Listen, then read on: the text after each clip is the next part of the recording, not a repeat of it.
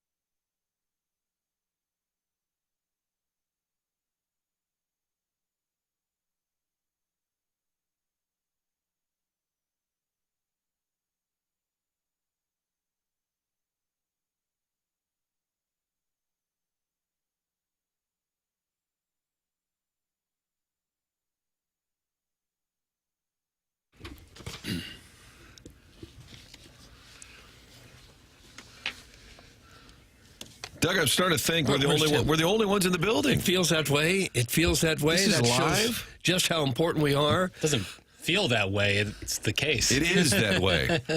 If you walk up and down the hallways of Hubbard Radio, the great mothership here in St. Louis, Doug, a lot of studios with just it has kind of a best of vibe, just ringing out the door. And yet here we sit. A texter at 6:59. Where's Tim? Tim's out that's what today. they always say. Where's Tim? Where's Tim? You can't do a best of show when the Cardinals have acquired Hunter Dobbins and a couple of minor leaguers, we must come on and discuss it. In fact, we were in best of mode, and then last night, it was about 6:50. Jackson texted me and said, we're going live. Yeah. It was like the Wilson Contreras thing was starting to happen, and the bat signal went up in the air, and we all hustled out like a fire station down a pole. Got our take mittens on. Emergency pod. Yeah, and we all came flying in here. Scratch all the plans. The boys will be here. We're actually going to be here today, tomorrow, and Wednesday. And then next week will be the skeleton on steroids, because next week will be a best of extravaganza. It is the morning after, presented to you by Brown and Crouppen, Martin Kilcoyne, Doug Vaughn, Chairman Kurt, Papers, Jackson, Bennett, Burkett at the controls on this Monday. We've got a lot to get to, Doug. I hate when people say that. Yeah. But we actually do. A lot of loose ends to tie up. We do. A lot of opinions to float out there. My favorite is when the host will go through everything they have to get to. And you spend about 10 minutes with what we need to get to. Instead of getting to it? Okay. And then you take a break. Or you spend 5 minutes talking about what's coming up this week. Oh. And then you're in your car listening and say, but I'm listening right now. I'm listening right now. So you do need to know, though, that Chris Kerber's coming up and Gabe DeArmond with things to talk about. The Blues had a good weekend. Mizzou's got the bowl game. You guys are going down to Jacksonville. That's on Saturday. Papers, you are headed down for the Gator Bowl. Is that correct? Yeah, I'll be boots on the ground. Boots on the ground. Yeah. No, that's not the case. How much would they have to pay you to go down there? It'd be probably pretty fun. Once you got there, it's the hassle of getting there and getting back that would be the like rub. A private jet would be perfect. Yeah. Go to the game. Yeah, it'd be sweet. And then roll out afterwards. Yeah. Mm-hmm. I don't think I've ever been to a bowl game. I don't know why I said think. I definitely have not been. Well, you'll have to get that taken care of. I'll wait till the college football playoff. That's what I want. That's what I'll save up my capital for. Don't say cap. Big one. If you go to any bowl game, if it was not your team, wouldn't it be the Rose Bowl? All day. And then this year you have Indiana, Bama, so it's even perfect. That's the game. That'd be so That's good. just the game right there. A lot to get to on this Monday. As stated here, TMA, the morning after, you can text in. You already know that, though. The Air Comfort Service text line is 399-9646. Phone lines. Doug, let's have a wide-open phone line. Okay, clear the line. Clear them out. Whoever's on there, go home. Clear the lines. We should be okay now, Martin. Okay. Martin, how do you prefer I let you know if we have a caller? That's a great question. Can you text? Can we just tap you on up a just note? throw it at the back of my head. Just tap you on the shoulder and whisper in your ear. We have a caller. Yeah, why don't you just chime in? Feel free. Chairman, just feel free to chime in. Hey, Bill from Baldwin, line 2. Susie and Sullivan's on line 3. Okay, thanks. Do you guys like the fact that it's going to be 70 degrees on Christmas, or do you want snow and the whole Christmas Eve vibe around you? It's a good question. I think the nice day and like being able to hang out outside is pretty cool. Yeah. I think in your mind, the white Christmas thing is cool, but then you have to deal with snow on Christmas, and that also kind of sucks. Like shoveling the driveway on Christmas, no thanks. No good. Yeah. So I'll take 70. With all the coming and going, you got to do. Right. Get in and out of the car. Oh, yeah. However, I feel like we've been saying for a week how warm it's going to be. Is it freezing ass cold every morning when you leave the house? Yeah. Doesn't Still matter. is, yeah. I keep hearing, it's going to be so warm. Oh, my God, it's unseasonably warm. Yeah. And then I leave the house, and I'm freezing every day. I'm freezing. That's why I'm dressed like a dock worker, because I'm a little bit frozen out the door. Doug's question, here we go, load it up. Do you like it cold on Christmas, or do you prefer the 70s? Here's my bonus question. Are you working, or are you pretending to work? Because some people say, I'm working, but you're not really. This is a big pretend work week. Doug, you take some calls, make a couple of stops. Right. Present company not excluded, right? Or not included. Not excluded. Present company not included. Not included. Right. I think generally, if we're you're working. Yeah, we're grinding. Generally, if you're working, maybe not us, but generally, if you have to work on Christmas Eve, you've got a really important job. Right. You're a first responder or healthcare worker or something like that. We had a news anchor. This is only a couple of years ago, and Chuck Marl and I would still talk about it. She sent out a post on Christmas Eve because she was on the anchor desk, Doug, getting an opportunity to anchor. And she said, shout out to all of us necessary workers who are in position. Necessary. And I was thinking, I don't know, hospital workers, law enforcement, maybe not reading a prompter at 6 p.m. while Probably eating not some of that the cookies in the break room. Maybe Working for the not. Two Fox is more prestigious than getting a PhD. It's the Chuckster. Yeah. Sounds like the Chuckster with a cold, though. Yeah. As far as Charlie AI. I got to tell you, I was sick for about a week and a half, got better, felt great. My wife got sick, and now I feel fine, but there's something in my throat. I just can't. One of those. Yeah, Like you think your dad's mad at you, and he goes, It's all these Christmas parties. You're hanging out with people I inside. don't think I've been to any parties. Supposedly it's going to be a bad flu season. Yeah. Already is, I think. Yeah, they say it's not too late to get a vaccine, but I haven't done it yet. You guys going to get a flu vaccine? Got one. I kind of like just roll It's the a dice. tough call. I do too. When I roll the dice. And when I don't get sick, my wife's like, well, what were you thinking? I said, a couple of Manhattans, I'll be fine. That'll cure you. That's always the When plan. you feel fine, it's hard to get a shot of any kind. Right. Because you think, well, I'm fine. I'll fight it off. Then 3 weeks later, you're in bed Yeah, or with maybe an hour later. 102 fever, wishing you did it. Doug from the 618. I work on Christmas Eve, and I'm a beer truck driver. There you go. Talk about essential workers. Absolutely.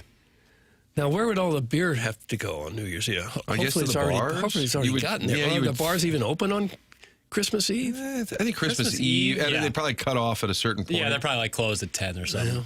Yeah, okay. I would just hope you could have gotten it delivered before then. Yeah, maybe I like guess some I got it extras. delivered every day, probably. Guys, I'm pretending to work from home. Great opportunity to catch up on laundry and clean the house. By the way, where's Tim? Well, Tim's on vacation. Okay. How many times will we have to say that over 4 hours? Ironhead is sending a picture of his job site. Looks like they're getting some work done. Good morning, boys. I'm out here this week working the rod patch.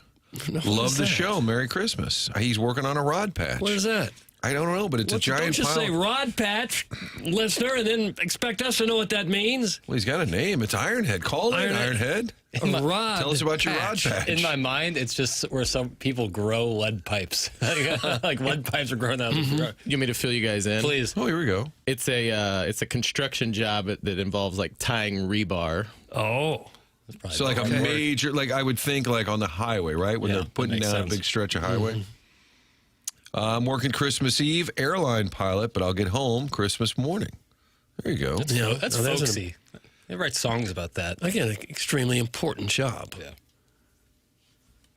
I like when the pilot is on your plane, but he's just traveling. I always feel like that's like a bullpen guy. You know, kind of see him. Get It just warmed makes up. me kind of feel good. Is that called deadhead? Is that what they call it? sorry? I think that's what it's called, a deadhead pilot. Which sounds like a slur, but I don't think it is. He likes the Grateful Dead. Airline pilot traveling as a passenger, often in uniform. Just buckets. Never doubt yourself. Hold on, kid. you just gave yourself a pat on the Yeah, back. absolutely. How do you think you do as a passenger if they called and said, excuse me, we've got a medical emergency with the pilot. Can anyone here land this plane? Like the plot of Airplane? Right. If you were the last one standing, the last one with any hope, how do you No. think you do? Poorly. You see how many buttons and levers there are up there? Yeah. I think if I had somebody in my ear, I could do it. It's a lot of pressure. I think I'd be like, who was it? Was it Lloyd? Who was the... Bridges? Lloyd Bridges? Yeah, sweating buckets. Just like, Yeah, that would be me. guys are working on Christmas. Freight don't stop just because Santa comes to town. That's from the part-time Nebraska fan. Freight don't stop. I don't think it counts working today. A lot of people are working today and probably tomorrow. But these folks have taken it to the next level. They're telling us if they're working Christmas Eve or Christmas Day. Okay. My theory is, and the roads will be a little quiet this morning, but a lot of folks, depending on what your industry is, you kind of say, yeah, I'm going to go to the office for a little bit. And you literally move a few things around. Yeah. Hey, Bob, how are you? How's family? And then you're seen and you're out that door. Yeah. Yeah. Guys, I'm a dairy farmer. Cows get milked every day of the year. Yeah. We've got Sure, dairy that's true. farmers listening to this program. Oh, yeah. We have a lot of just man of the people, women of the people. Sorry, Doug, that was offensive. Yeah. People of the people. I suppose there are dairy farmers around here. Oh, yeah. I guess there are. Not sure I've How's ever your seen yield? one, but Sure. Bovine. Guys, I'm out what do here. you mean, sure, bovine? There's, Was that like a That's just hashtag a bovine? species. well, I know, but they're here. They're clearly here. Okay, I just don't know that the word bovine was necessary. You gave me a segment title here in the first 10 minutes of the show. Sure, comma, bovine. Yep. Do we have any horses in the St. Louis area? Of course, equine. It just doesn't make sense. Made sense in my mind. Doug, we're living in a hashtag generation. So Do you have a everything just dog? needs a Yes, hashtag. canine. You could literally do that with every animal. Maybe I will. Okay. If it's brought up, I'll just bring up the Latin term for it. Hey, you guys got any fish? Hashtag aquarium. Yeah, marine life. Guys out here bringing holiday cheer in the form of sweet, sweet Dr. Pepper. These fats in St. Chuck and Wentzville can't live without it. So we got somebody to live in the Dr. P. Mark's got 2 giant bottles of water next to him like he's about to climb the Himalayas. Well, there was like 2 for $4 or something. Yeah, I sure. might as well have one in the chamber. Right. But it's a big show. You got to like wet it. your hashtag H2O. It's like you're a scuba pack over there. I want to go back to, what was it, bovine? Yeah.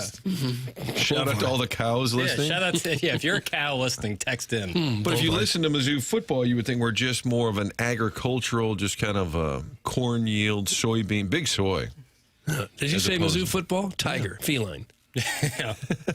Chip See- Lindsay, see, welcome. now you get it. Did you just weave in a shout out to the new OC? Yeah, Chip Lindsay. Who came from Michigan to be the Mizzou offensive coordinator, even though his new head coach is leaving to go to Michigan. Isn't that weird? Yeah, the swap maybe. I think if you're an assistant in Michigan, you're probably scrambling to get out of there right about now. No, certainly taking calls, I would say. Yeah. And clearly, because Chip Lindsay is, Bailing. yeah. I think if I was the athletic director at Michigan, I might just at this point pick who my favorite coordinator is. So you got the job for the next year until all this calms down, and then we'll go through another coaching cycle next year and see if we can get somebody who we really want. It's got to be Biff.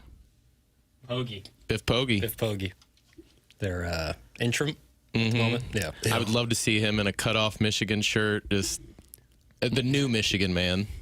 Why the cutoff shirt? Well, he was doing that at Charlotte. He kind of popped off there because he was a larger gentleman out there with no sleeves on. Like Zeke style cutoff? Like what Ezekiel Elliott was More wearing? of the arms, I think. Yeah, okay, not a gotcha. crop top. Got it. More More of the- Bill Belichick style. Yeah. Correct. Okay.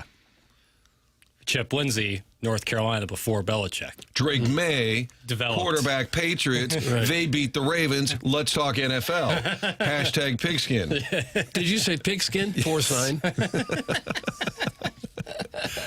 I like this is kind of word association. Let's get the kids together after we open presents. Let's play some games. And then the kids give dad the middle finger. Yeah, they're on the hearth. Board games, I'm playing jackass. Xbox. What's more difficult, piloting a jumbo jet or getting good sound on a TMA remote? Boy, that's from the new bowl eligible. That's a There's callback. a lot more autumn. Like, yeah, they really do it for you. There's a on lot the of Jets. crashing in both. Yeah. It's really hard to play 2 shows at once on one signal. See, but we once you get a tried. jet up in the air, though, I feel like you can hit autopilot. Whereas if you get the TMA remote up in the air, that's just the beginning. Being up in the air would be the least of your problems. It's the landing that might be tough. Yeah. Guys, Clinton County, huge dairy. Although it came in as diary. But maybe they've got a big diary about the dairy. People writing Think about it. diaries about milk. Guys, I'm not a dairy farmer, but I'd milk Doug. Oh, okay, that's it. That's enough. That is enough. It's plenty. It's the holiday season. Shut up, Doug. Clean it up. Doug, what's the lead today? We got a Cardinal trade. We got a Blues big win over the 2-time defending Stanley Cup champions. College football playoff, the quarterfinals are now set. It's Braggin Rights tonight for you Tiger Geeks. Mizzou, Illinois, 7 o'clock tip at the Enterprise Center. Who do you think leads that all-time series, Doug? Illinois. I think probably handily. Yeah, all-time 35-20 in St. Louis, 28-15. Yeah, it's not very close. We got Wilson Contreras. The Cardinals and Red Sox are swapping rosters, Doug. We're taking the Pawtucket roster or wherever the hell their AAA team is, or single A. And they're taking our And they're major taking league. our veteran team. Well, the Redbirds have to do it. I know that. And if you're going to build, you might as well stockpile as many promising arms as you can. That's clearly the plan here. And they got rid of a big salary, most of it. So that makes sense, too. What is painful is that the Cardinals have now shipped off their best pitcher and their best hitter without a whole lot of Major League ready talent to show for it in return. So a team that was pretty bad last year has gotten considerably worse, at least on paper so far. It's amazing because I think most people knew it was coming. Hey, we're going to trade guys. Hey, it makes sense. Start over instead of just treading water. every year, patching it. I think most people understood that was the plan. But what I'm starting to see now, and I'm amazed, is more people are saying, oh, my God, what are the DeWitts thinking? This team's terrible. They're going to be all... I think it's starting to hit home how this is a clear rebuild, tear down, whatever you call it. And I think a Cardinal fan base for 30 years that's been competitive in the mix and sometimes really good is starting to realize, oh, my God, this is real. We're not going to have star players. Hopefully some of these young guys become stars. But Hunter Dobbins, welcome to town. Welcome to the rotation. And you look it up, Doug, he tore his ACL last year, but Good. He's on the mend. I see CBS Sports gave both the Cardinals and Red Sox a grade of an A for the trade. Okay. That made good sense for both of them. So if that helps at all, I'm sure it doesn't. So they get Hunter Dobbins. Who made his Major League debut. Against the Cardinals. I think that was the Miles Michaelis game where he gave up like 42 runs. Yeah, it was a doubleheader. And then we had Michaelis on that week, and I said, so what's it like to give up 42 runs? Hunter Dobbins, who was drafted when Chaim Bloom was with the Red Sox, and there's a new rule that Bloom can only trade with Boston. That's right. Sonny Gray went to the Red Sox. Last summer, Steven Matz went to the Red Sox. Who was the guy they got in return? I should know this. I wrote it down last night. For Steven Matz. He had a great name. Blaze Jordan. Blaze Jordan. First baseman. Yeah. They got Richard Fitz last a couple of weeks ago in the Sonny Gray deal. When Hunter Dobbins went on the IL last summer, the Red Sox called up Richard Fitz. Yeah. It all goes back to the Red Sox.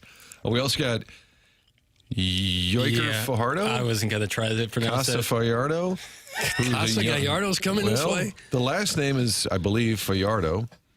Although in St. Louis, it would probably be, hey, Fajardo, try throw strikes, Fajardo. How would Shannon pronounce it? Mr. Fajardo into the game. But his first name is Yhoiker. So have at it. Buh.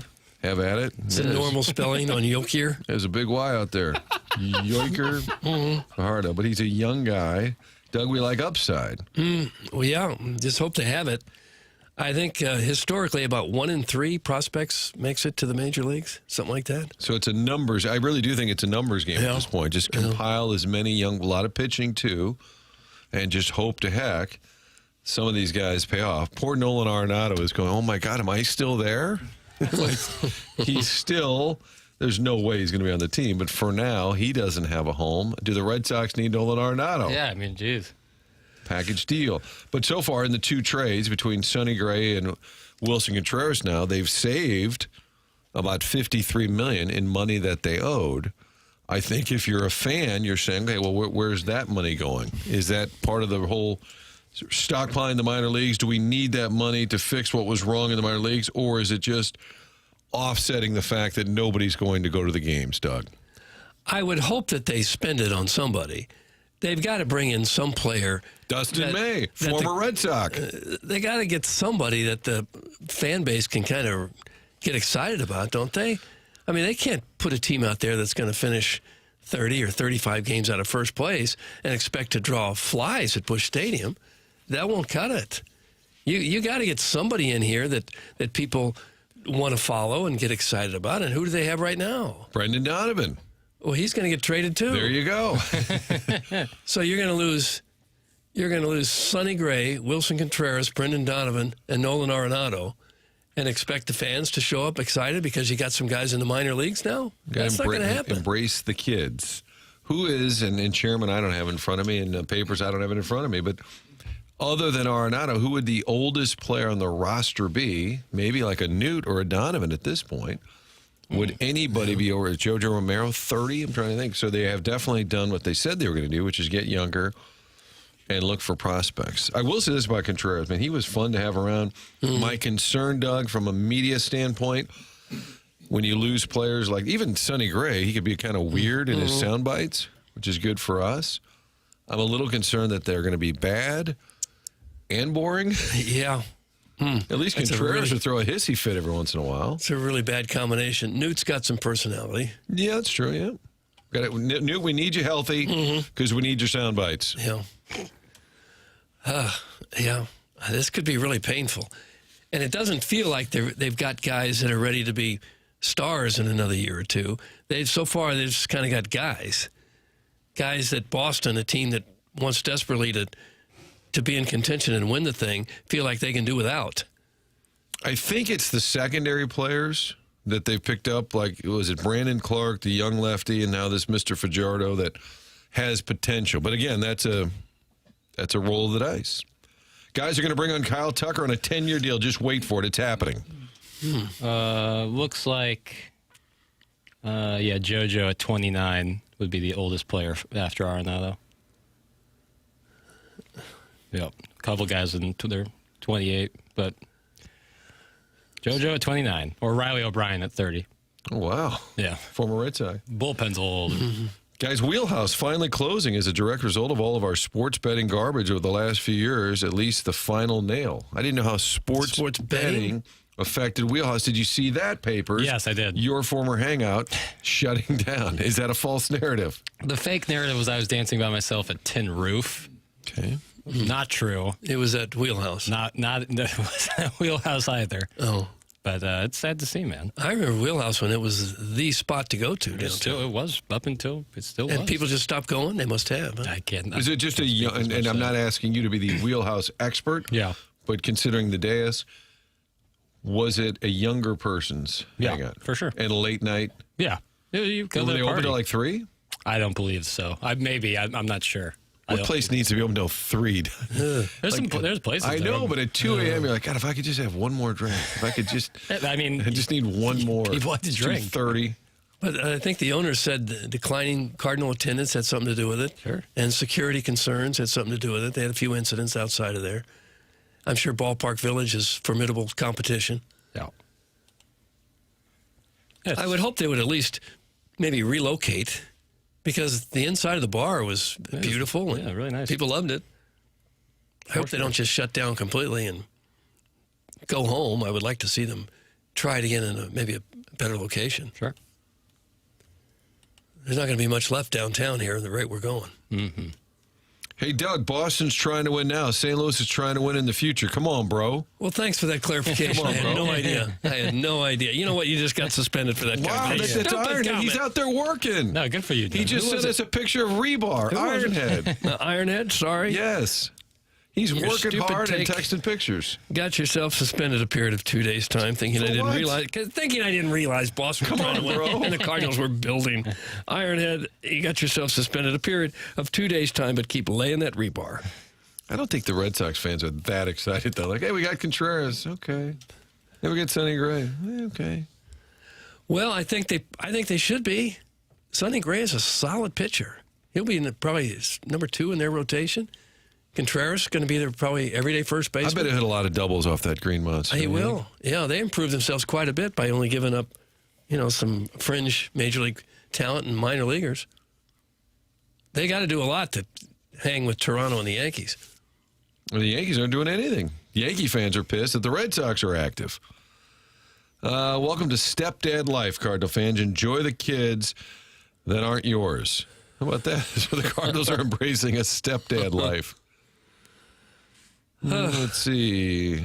Gorman's about as boring as you can get. So now we're going to go with my premise. Who do you like? Not at the plate, but at the mic. Who's your go-to interview? But this Weatherhold better be a star. A lot of pressure. He seemed like he was pretty good when we talked to him Yeah. in spring training. Absolutely. For sure. But it's hard for a rookie to step up and be the mouthpiece for the team. That doesn't usually work. If you were going to buy a jersey right now, not you necessarily, Doug. You're not a jersey guy, are you? Not really. No, it looks kind of weird. But if it you're an has old the guy. Vaughn on If back. you're weird. If you're an old guy wearing a kid's jersey, But like, if you're a kid getting a Cardinals jersey, is there only one option? Pozo. Well, yeah, It's besides only, him, It's though. only Pozo. I think Wynn is going to be here That's for a the one while. I'm thinking. Like, if I Yeah. couldn't see getting another jersey besides Mason Wynn. He'd be the safe bet. Herrera. But Ivan Herrera can hit. I don't know if he can catch, but he can hit. So look, Doug, now here's your lineup. You got Ivan Okay. Herrera in the middle, hitting somewhere. All right. He's got some. You got Mason Wynn somewhere in there. Burleson somewhere in there. Is Burleson going to be the first sacker? First baseman, first sacker, probably. sure. So I got Wynn, Burley, Herrera. Weatherhold at third. Well, probably I a don't know if he's second. gonna, when he's going to get here. I bet Gorman will be a third. I think you're going to see second. Gorman Walker part 3, 4. Yeah.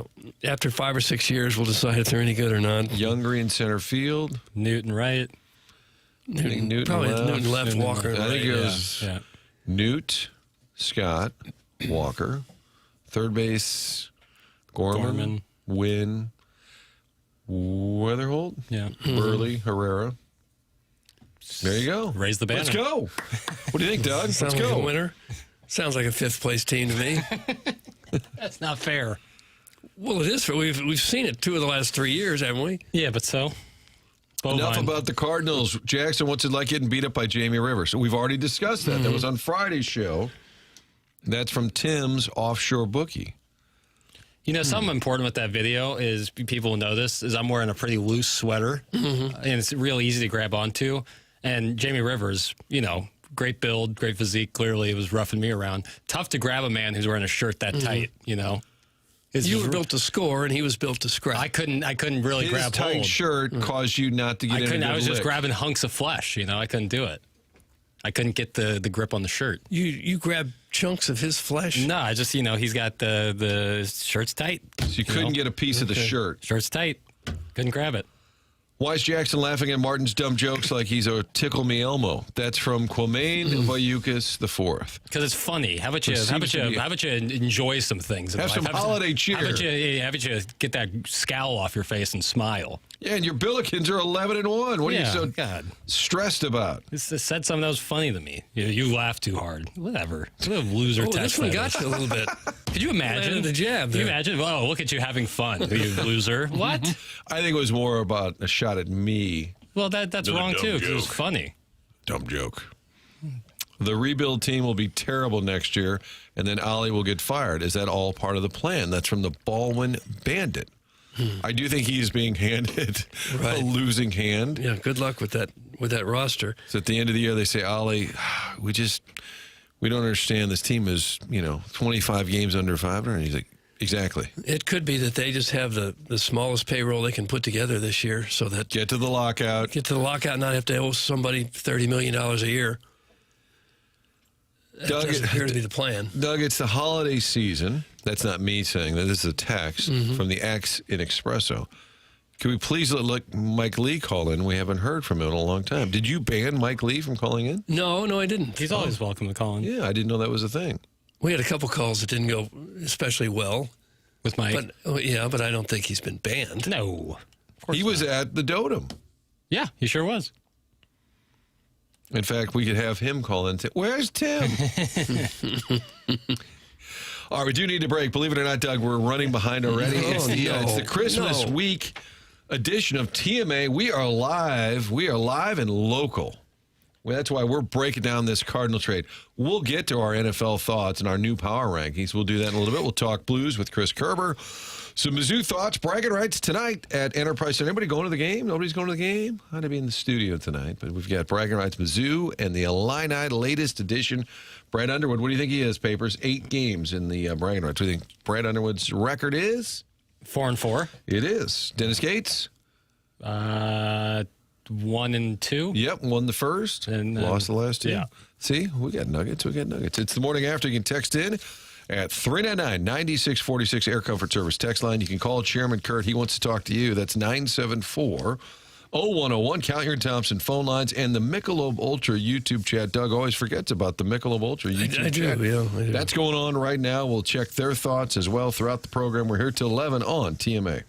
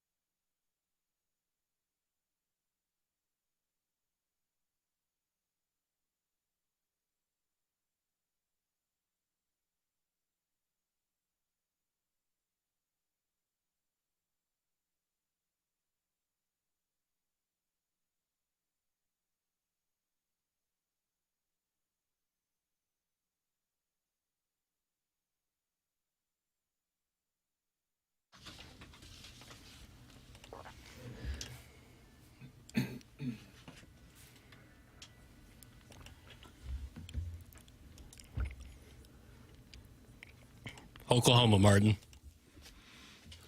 Thought they had it. Our buddy Tom Hart, who's a national announcer, he put a joke on the X. Said, I hate to be that guy, but it was something about how you're at the laundromat and it's 50 cents, but you only got one good quarter. And, Chairman, you were not at the Oklahoma game, but you were at the Ole Miss game. Yeah, I did Saturday on the Grove. It was great. Was that your first Ole Miss experience? I went down there. I forget the year. Doug, what year was it? I don't know the years. When Mizzou played down there a while back, I made the trip. 14, maybe? That was drinking chairman, so I didn't really remember a whole lot of it. But, yeah, it was great. Great weather. Talked to some fans. They weren't really concerned about the game, so it was just kind of a carefree attitude, a little bit of F.U. Lane Kiffin in the air. Oh, yeah. I bet a lot of that. And I've made it clear I love Latinas there at my... You made it clear down there? No, just like in general. Oh. But Southern Belles, I think, are in the 2 spot. In the 2 spot. Who did you meet any while you were there? No. I mean... No. Do you let them know about your affiliation with TMA? Is that I had a TMA quarter zip on. Nice. I was representing. Nice. Oh, were you really? But yeah, great time. Not a super intriguing game, but fun nonetheless. Did you get a reasonably priced ticket? Oh yeah. Well, good for you. Yep. Way up high somewhere? No, it's all kind of just one. There's not like an upper tier. Yeah. But I think I was in row like 40 something. So Ooh, that's great about seat. perfect. Yeah. How's that Stadia? Don't say Stadia. Well, that's how the NFL would refer to it. We have Stadia issues around the league. Stadia. It sounds like how Jerry Jones would say it. I don't want to crap on it. Is it kind of on campus or no? Yeah. Yeah, that's what I thought. Not underwhelming. Okay. Underwhelming. But the area around the stadium is Beautiful. Yeah, A it's delight. Yeah. Furrow Field used to be underwhelming, but now it looks pretty cool. Yeah. When they finish the end zone, it's going to look... Yeah, when that's finished, I would personally rank Mizzou's Furrow Field over Vaught Hemingway. It's safe to say you're a little biased, Of course. as we all are. Yeah. Drink at the Braggin Rights today? What do you think? Maybe they... Probably not. When are they headed to the Gator Bowl? What's today? It's Monday is today, December 22nd. What's his little thing that he calls Mondays? They have, what's he? Toughness Tuesday Toughness winning. Tuesday. Monday is made for travel. Is it Movement Monday? I don't remember. I don't know. Monday's made for travel. But it's... Nonetheless, the 4 big bowl, we're down to 8 college football playoff. Doug, it's almost as if those Power 5 schools didn't belong. I hate to say it, but... Boy, right from the beginning of that Tulane-Ole Miss game. And it was disappointing coming off a, albeit kind of fun ending to the Texas A&M Miami game, a pretty underwhelming game in terms of like entertainment value from that game. It just was disappointing that like right off the bat, you knew Ole Miss was about to roll them. No pun intended. And James Madison held Oregon to 51. Yeah, that was the goal going into it. It's like we could hold them 51. Last second cover in that game. Yeah, I saw that big backdoor for James Madison bettors. Don't you know teams like Notre Dame and Texas and Vanderbilt, who were right there on the bubble, lost out, couldn't get in the playoffs, watched those 2 games and said, you got to be kidding me. Here's what I would say. For the Group of 5 stuff, for sure, only the CFP has to blame for themselves for having 2 Group of 5 teams in there. But if Notre Dame's complaining, Texas A&M and Miami both played each other. Notre Dame played both those teams and lost to both those teams. That's the long and the short of it. No, for sure. I don't. Yeah, you can't argue that. I don't think that's the issue. The issue is there's 2 teams that had no business being in and there. that's the CFP's fault for having the thing where you have to be the highest ranked conference champions, and the ACC's fault for how they do their conference championship. And game. Nick Saban said it during the week. Like, there's no business. They have no they business clearly being there. didn't. And I do think it's different in college basketball. We love the underdog.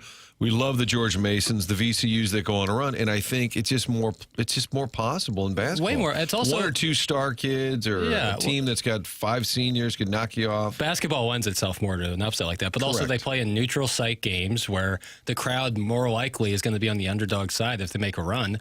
James Madison and Tulane were going into rowdy environments on the road. Like, you just don't really have a chance. There's just the talent is more spread out in basketball. Yeah. To have a good football program, you got to have 80 or 90 players. Yeah. Basketball, you can have 2 or 3 stars and almost compete with anybody. Right, and you call them the big uglies up front, Doug? I've never said that. No. Well, they make a real difference. Yeah. From Group of 5 teams to the Power 5 So you go to teams. 16 and you allow some of those schools still to be in, and you have some more home playoff games. Yeah. And then everybody's happy, except for the 17th No one team. will ever be happy about Then there'll be a team that's like 7-4. Yeah, but we played 2 really tough road games late in the year that nobody else did. Ah, shut up. All right, so now it's set. Cotton Bowl, Ohio State, Miami. Is it a rematch of the national championship game, 2002? That was a big pass interference call back in the day. Maurice Claret, anybody? Ohio State, Miami, Cotton Bowl. That's on New Year's Eve. New Year's Day, you have the Orange Bowl, Texas Tech, and Oregon. That's an early start in Doug's old stomping grounds. Rose Bowl, Indiana, Alabama. How do you do? Perfect. That's just going to be great. That's going to be Indiana. It's a lot of burgundy kind of similar to Oklahoma, Alabama game on Friday night. Ole Miss, Georgia in the Sugar Bowl. Final tally of the final 8. 3 teams from the SEC, 3 from the Big Ten. I had to redo my math because I didn't count Oregon as a Big Ten team. I had to go back and remember that they're in the Big Ten. Traditional Big Ten power. That's right. And then a Big 12 and an ACC, just about the way you'd have it. So now that we had that first week, which was disappointing, largely, I would say, game-wise, but almost expected that way. And now you've got some pretty good matchups here. Final 8 is now set. Doug, who's going to win it all, please? You know what? I'm going to go Alabama. Wow. I know that's not chalky at all. No, certainly not. But they were kind of considered on the bubble. Went into hostile territory at Oklahoma, fell behind by 17, and then roared back. It seems like it would just be like Alabama on a year when you didn't think they were a national championship contender, even with DeBoer now coaching instead of Saban, to storm through it all and win it. I'm going to say Alabama. Least likely to win would probably be, what, Ole Miss, then maybe Miami. Maybe Miami, yeah. Maybe, because Texas Tech, people don't know a lot of them, but I think they can get on a heater here. Oregon with all the St. Louis kids. How about that? Deer Hill, huge touchdown run. He's from Althoff. Played at Vaughn as well. Then Jeremiah McClellan out of CBC, all the St. Louis kids for the Oregon Ducks. I'm going to go with Georgia winning it all. I have a ticket on Georgia winning it all. Ticket that came in before the CFP or before their SEC championship game against Alabama. So kind of rooting for the Bulldogs. Me and Alan Daysville rooting for the Bulldogs. I hate to go against you, Doug, but I think Indiana's going to smoke Alabama. See, I think Alabama got smoked by Georgia the last time they played too. Yeah, I think Indiana. I think people still don't give them the respect that they deserve. I think they are really, really good. Yeah, which I know isn't like a bold take for a team that's undefeated, but I think that they're for real, for real. So is there a plane in Norman, Oklahoma, waiting to go to Ann Arbor for Kalen DeBoer? Wasn't Michael Wilbon? He's not really a hot take guy, right? No, I wouldn't say so. But he was adamant Alabama will lose the game. So there was a couple of scenarios that had to happen, and that Kalen DeBoer was taking the Michigan job. Now Kalen DeBoer is advanced, and he's got a game coming up at the Rose Bowl on New Year's Day. And it goes back to our earlier thought, Michigan doesn't have a coach. I think that, was this off air we were talking about it, or maybe it was on air, saying that Michigan ought to just give it to an assistant and say, let's just sit this year out. Yeah, that's what I think I'd do. Oh, my God. They just lost another one for, what was he doing, hacking into accounts of... Oh, yeah, I saw some about it. I didn't read too much into it. They're one more scandal away from just taking a year off as a program. Let's just sit this one out. We got a little cleaning up to do. Yeah. We'll come back and see you. We're kind of like the Cardinals. We're going to sit this one out. On hiatus. We'll come back in 2027. They're playing best ofs. Now it's co-offensive coordinator Matt Weiss is under FBI investigation. Gotcha. Yeah, I saw something about that. They seized thousands of photos and videos as part of an investigation that he hacked into students' personal accounts to obtain explicit photos. Yeah, I think if you can get out of Michigan right now, it might be the time to do that. I think the question would be, what's wrong with these people? Yeah, what are sitting you on jobs, thinking? making millions, young men making millions of dollars, having the time of their lives, coaching football at a great school, and you can't help yourself. You just can't behave long enough to make your millions and retire by the time you're 40. That's crazy. Papers were in segment 7-2, Redbird Talk, which we've already kind of exhausted the Redbird Talk. Blue Note Talk, we've got Chris Kerber coming up at 8:15. They're in Tampa, game with the Lightning tonight. Blues beat the Florida Panthers 6-2. Friend of the show, # sorta, Bob Thomas, 2 goals. Jake Neighbors, 2 goals. And the Blues beat the Florida Panthers. I think what we're looking for now is consistency, Doug. When would you say, all right, because I believe the post-game sound that I heard on Saturday, they were talking about how they're building something. They're building. We're back to building something. I'm going to need to see a few more of these in a row before I believe that the building is taking place. Right. I don't know that you can say they're building. They do look better than they did a month ago, for sure. Yeah, even though they're without some of their key players. So maybe when they get some of these guys back, Kyrou, Holloway, Snuggerud, maybe they will have something to build on it. They just got to stay in the hunt until they get those guys back. And right now, only 3 points out of the wild card. That's not horrible. Is there a Vaughn index? Oh, boy. I'd have to Because run I had the standings in front of me, but I also need to see what the standings are irrelevant. Okay. His website for the Vaughn Index is down. Yeah, we're having. This is a true story, Papers. Before the show, Doug and I both unable to open ESPN.com. I had a problem with that earlier this morning, but I've got on it since.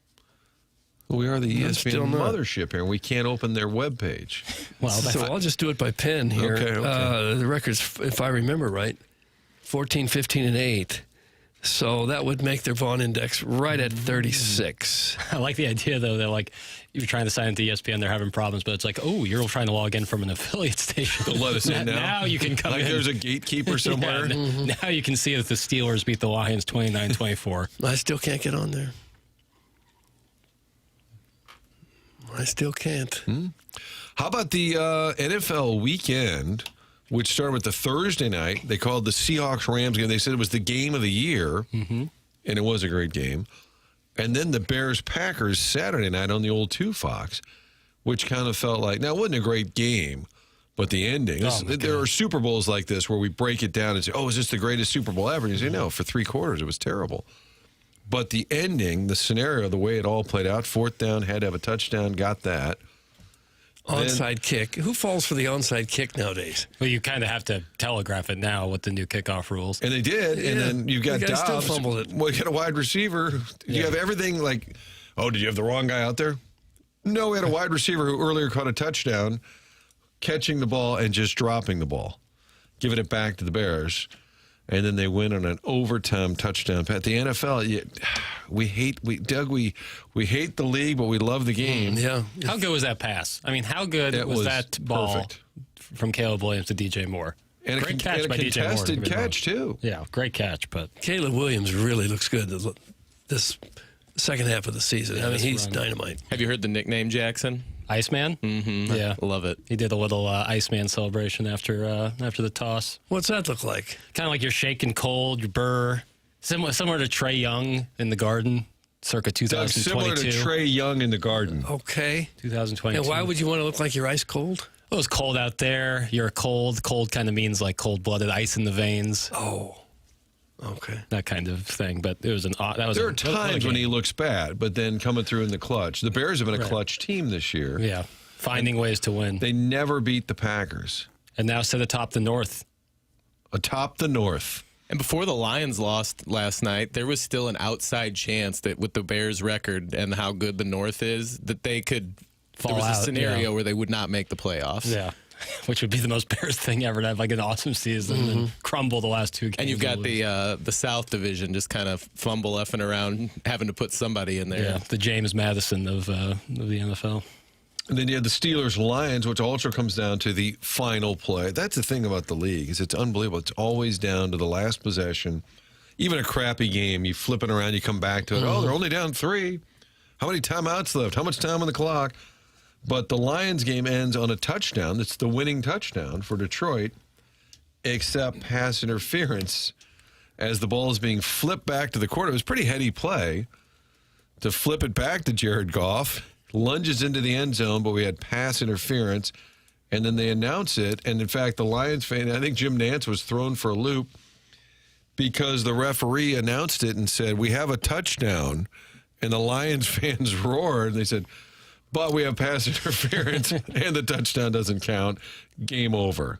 And with that, the Steelers live to see another day. Doesn't it seem like you ought to be able to play through the pass interference if you can? It was pass interference, and the guy still caught the ball, though, right?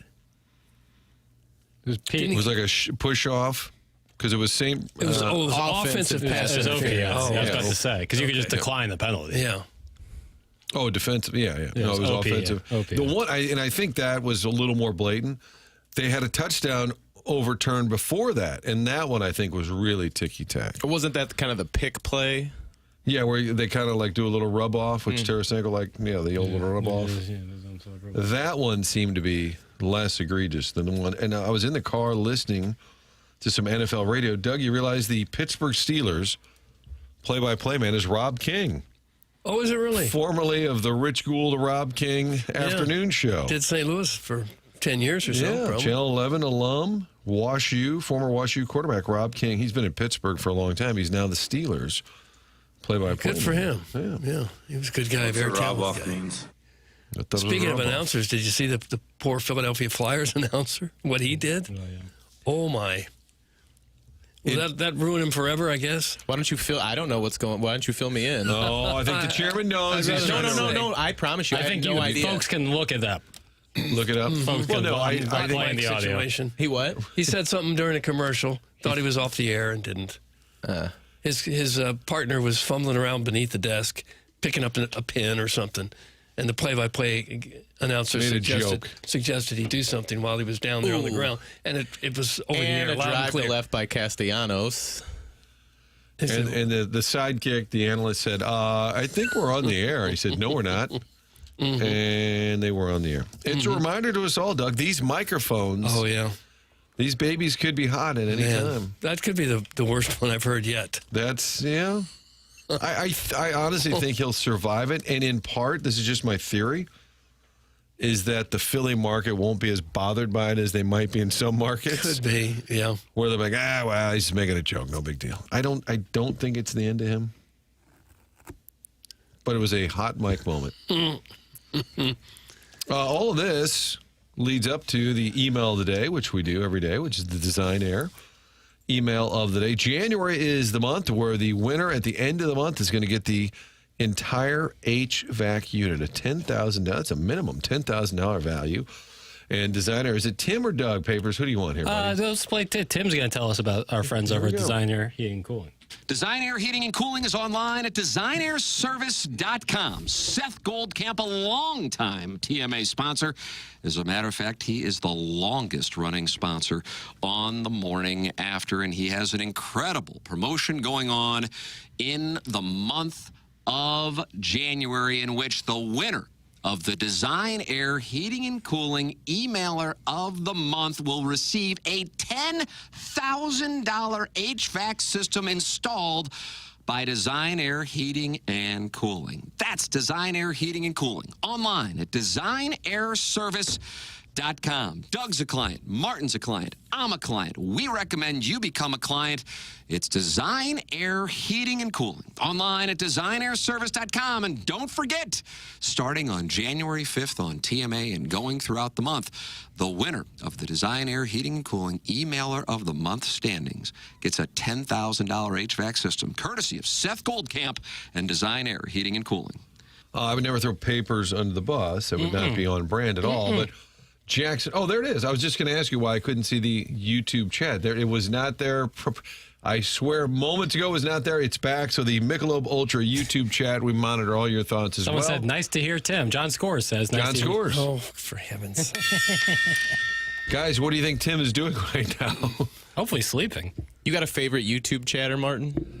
Let's see. There's so many. Is the Boston Market ad bot still in there? I haven't seen him in a little bit. Okay. JC Penney chat support. The Legend of Columbia pops in with a bunch of emojis from time to time. friend of the show. He haven't tried to seen get him Tim in on the there. reservation once.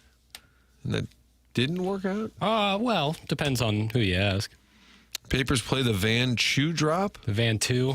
Yeah, but it that says was a- Van Chew. Well, it's Van 2, and that was a famous hot mic that we've played before. But that was Van Chew's sidekick, right? AJ Clemente, yeah. How do you know that? I've played the drop for. I've he'd be a been good- working on the he would show be- 5 years now. He would be a good surprise. AJ Clemente. I'm writing that down, buddy. You think you could get him on for that? What's Can't a second question possibly problem? be in the business. You call the porta potty guy yet? No. Am I going to have to do it?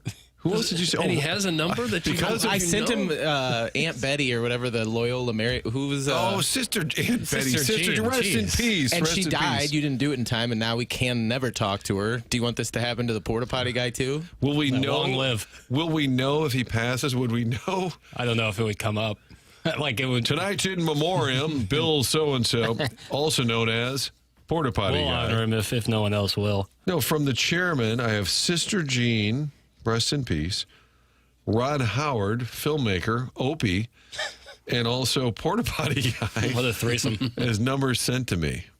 Take that, Strode. I think one night we'll sit around and just open up a 12-pack and just start calling them. Just Yeah, start well, we were calling. going to have the porta potty guy on, then they tried the Contreras, and we're like, all right, scrap that. You probably have so many of them, Martin. You've probably gotten this question before, but who would you say is like the highest profile contact in your phone? Gosh, my running joke was that it was Michael Jordan, but he was the school president at CBC. Yeah. Same name, Michael Jordan. That's a good question. I mean, right now, I would say John Hamm's hard to beat. Pretty way up there. Well, we can Joe start Buck's calling pretty people. big. Start calling people. Joe Buck's got the game tonight, Monday Night Football. It's a weird kind of matchup. Colts, 49ers. Colts, not a lot of history. Jim Harbaugh played for the Colts, coached the 49ers. Did Frank Gore play for both? Yeah. I think Johnny Unitas made it. No, and he wasn't. Chargers, He didn't end his maybe? career with the Niners. Yeah, it was the Chargers. Pension's got to be busy tonight. Monday Night Football. Colts, 49ers. Who is the more iconic flat top, Johnny Unitas or Howie Long? I think It depends on the era you're talking about. Two iconic flat tops, no doubt, though. They're on the Mount Rushmore flat top. Who else would be on the Sergeant Carter from Gomer Pyle? I think he's on there. Yeah.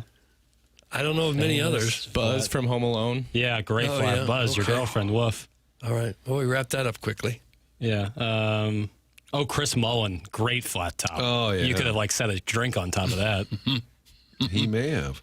How do you get the hair to stick straight up? Great question. Probably just thickness. Just like you have great hair. Because you can't, if you don't have a thick head of hair, you can't do that look. Yeah, no way. Could we please get a replay of the Porta Potty Guy Festivus Miracle? That's a request from the 636. And for those who are new to the show, which I include myself, even though I've been here 13, 14 months, or is that? You guys are obsessed with a lot of weird things, and you kind of like people that climb in the bottom of porta potties, Doug? Is that what your thing is? I don't really like them. I've heard them and thought it was remarkable. And I guess the first time nobody came for a while. I was in one of the wrong ones, and then I just switched over to a busy one, and then, I don't know, just some chick came in, and supposedly she saw me or whatever. Okay, it's not creepy enough that you climb into the bottom of a porta potty. But the laugh made it creepier. Yeah, well, I didn't know if that we was don't kink shame. possible. My dad just texted me and he said Whitey hers on Yeah, great we got- flat yeah. top. Oh, yeah. Some textures like, kind of show is this? Live. We're just bragging that we're live and local. What about Ivan Drago? What about Vanilla Ice? Yeah, great flat top on Vanilla Ice. Mickey Mantle. Did he have a flat top? Chet. Oh, Weird- Roger weird Maris. science. I think Roger Maris had a flat top. What if Porta Potty Guy had a flat top? They fit right in. We'd have to call him right now, I guess. You'd probably want one because you wouldn't want your hair to dip down into the sludge. Into the muck. Yeah. Can we do guest roulette in your phone sometime, Martin? Guest roulette, like call somebody? Just like run your fingers down the contact list, and whatever we land on, we call For them. heaven's sakes. I don't see anything going wrong with that idea. Well, we will take your calls. Chairman Kurt, he is ready, willing, and able to take your calls. It's the Callier and Thompson phone line at 974-0101. Questions of the day. Doug wanted to know, do you like the warm weather for Christmas, or does part of you sort of pine for a cold, snowy Christmas day? And also, are you working or pretending to work? We got a guy laying down rebar, and then Doug suspended him. Just got sideways instantly. Text line, Air Comfort Service text line is 399-9646. And, of course, that YouTube chat, the Michelob Ultra YouTube chat. Your chance to be part of the show throughout. TMA brought to you by Brown and Crouppen. Chris Kerber from Tampa. That's coming up at 8:15. We'll talk Gabe DeArmond, 9 o'clock. Braggin Rights. The Colonel is going to be at the game. He got that easy pass for parking hooked up. right. by the great producer Joe. Talk to him about Chip Lindsey. We also have an offensive coordinator for your Missouri Tigers. It's TMA on 101 ESPN.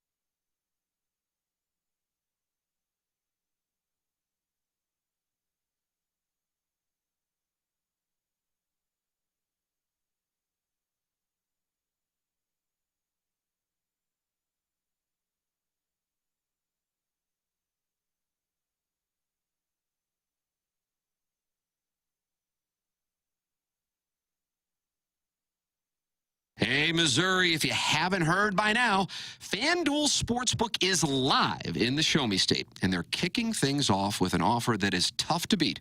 Right now, new customers can bet $5 and get $300 in bonus bets, win or lose. Whether it's football, basketball, hockey, or more, you can bet it all on an app that is safe, secure, and super easy to use. So download FanDuel today or head to FanDuel.com/Missouri and join the excitement, because Missouri, it is time to play your game with FanDuel.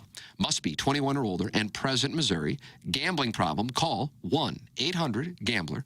First online real money wager only. $5 first deposit required. Bonus issued as non-withdrawable bets that expire 7 days after receipt. Restrictions apply. See terms at sportsbook.fanduel.com.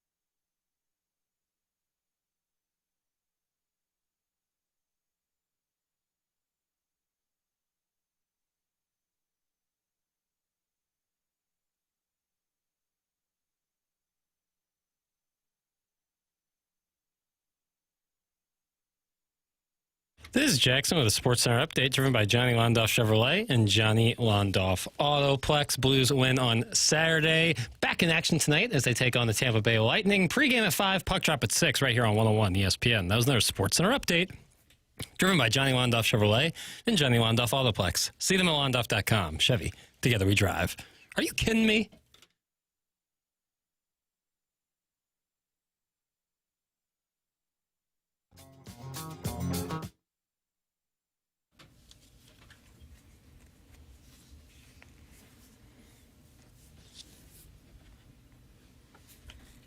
Did it skip? Record skipping. Did it skip? Yeah, record Does it have a skipping. built-in skip so you think you're playing a record? Yeah. Is there a theme? We like the Bee Gees. Well, it's both Maurice and Robin Gibbs' birthday. Neither one of us with us anymore. No, neither one with us. There's only one BG left. And that's Barry. Yeah. What about the younger Andy Gibb, but he wasn't in the band? That sounds He right. he sang a couple songs with him, I think. Okay, let's see. And Barry was the oldest, and he's the last one surviving. Maurice died in 2003. That was one of those bands where people said, no, I hate the Bee Gees. I never listened to the Bee Gees. And every time they came out with a song, it would sell 100 million copies of it. Right. Because it wasn't cool to listen to the Bee Gees at that time. It didn't get to be cool there for a while. You had to be listening to like Zeppelin. That was what was cool. That was cool, yeah. Hard rock. That's where I am. Everybody loved the Bee Gees. Come Yeah. on. Barry Manilow was another one where people would literally laugh at you if you said you listened to a Barry Manilow song, and yet he sold, millions and millions of copies worldwide. Still singing too. Still doing it in Vegas every now He was and just then. here within the last year, Yeah. I think. And you were in the front row, Doug? I was you not. threw flowers? I like Barry Manilow. You do your workout at the old Lifetime? You got on your Walkman, some Barry Manilow? No, well, no. Walkman.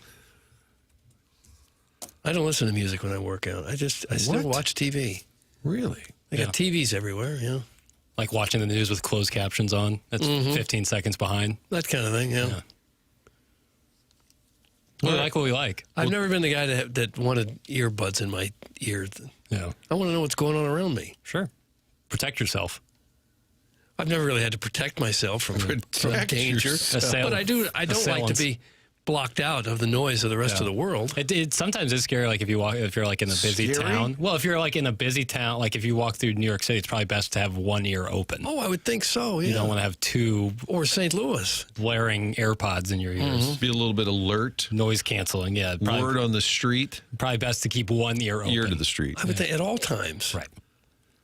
Not just because you think you're going to get No, just mugged or something. A car but- coming or something. Yeah. Yeah. And just so you can continue to take part in Right. the world around you. Well, so many people are asking you for photos and signatures. Oh, absolutely. But Yeah. yeah. But that would be a good reason to say, I can't hear you. Can't stop. I think walking through downtown Manhattan, though, was a little different than being at the gym. I think it's understood at the gym you can kind of be in your own world. I don't think you're going to get knifed at the gym. No, I wouldn't think so. So I think wearing headphones at the gym or earbuds is probably a little more. Yeah, a lot of people accepted. do that. Yeah. Doug, feel free. Put some listen to some Barry Manilow and just lose yourself. Yeah. Is that really, you listen to Barry Manilow and just get fired up to pump some iron? No. Maybe it would help me work out harder if I had music in my Hey, Vaughn, get off the elliptical. Hold on. He's playing Weekend in New England. time in New England. Oh, sorry. Oh, was it weekend? Time in New England. Yeah. Guys, does this mean that Nickelback is the modern era Bee Gees? I'd say no. But in the sense Different. that people don't like admitting that they enjoy them, although I think the worm has turned on Nickelback. But they're like in the mid 2010s, people they're like a butt of a joke, unfortunately. But Nickelback, I think, was the butt of the joke in the time, right? The Bee Gees were mad. Don't you think it became more of a punchline later? Nickelback, like at the time. No, Bee Gees. I'm saying at the time they were When just disco huge. kind of went out of style. And then eventually became, oh yeah, that era. But at the time, it was just massive.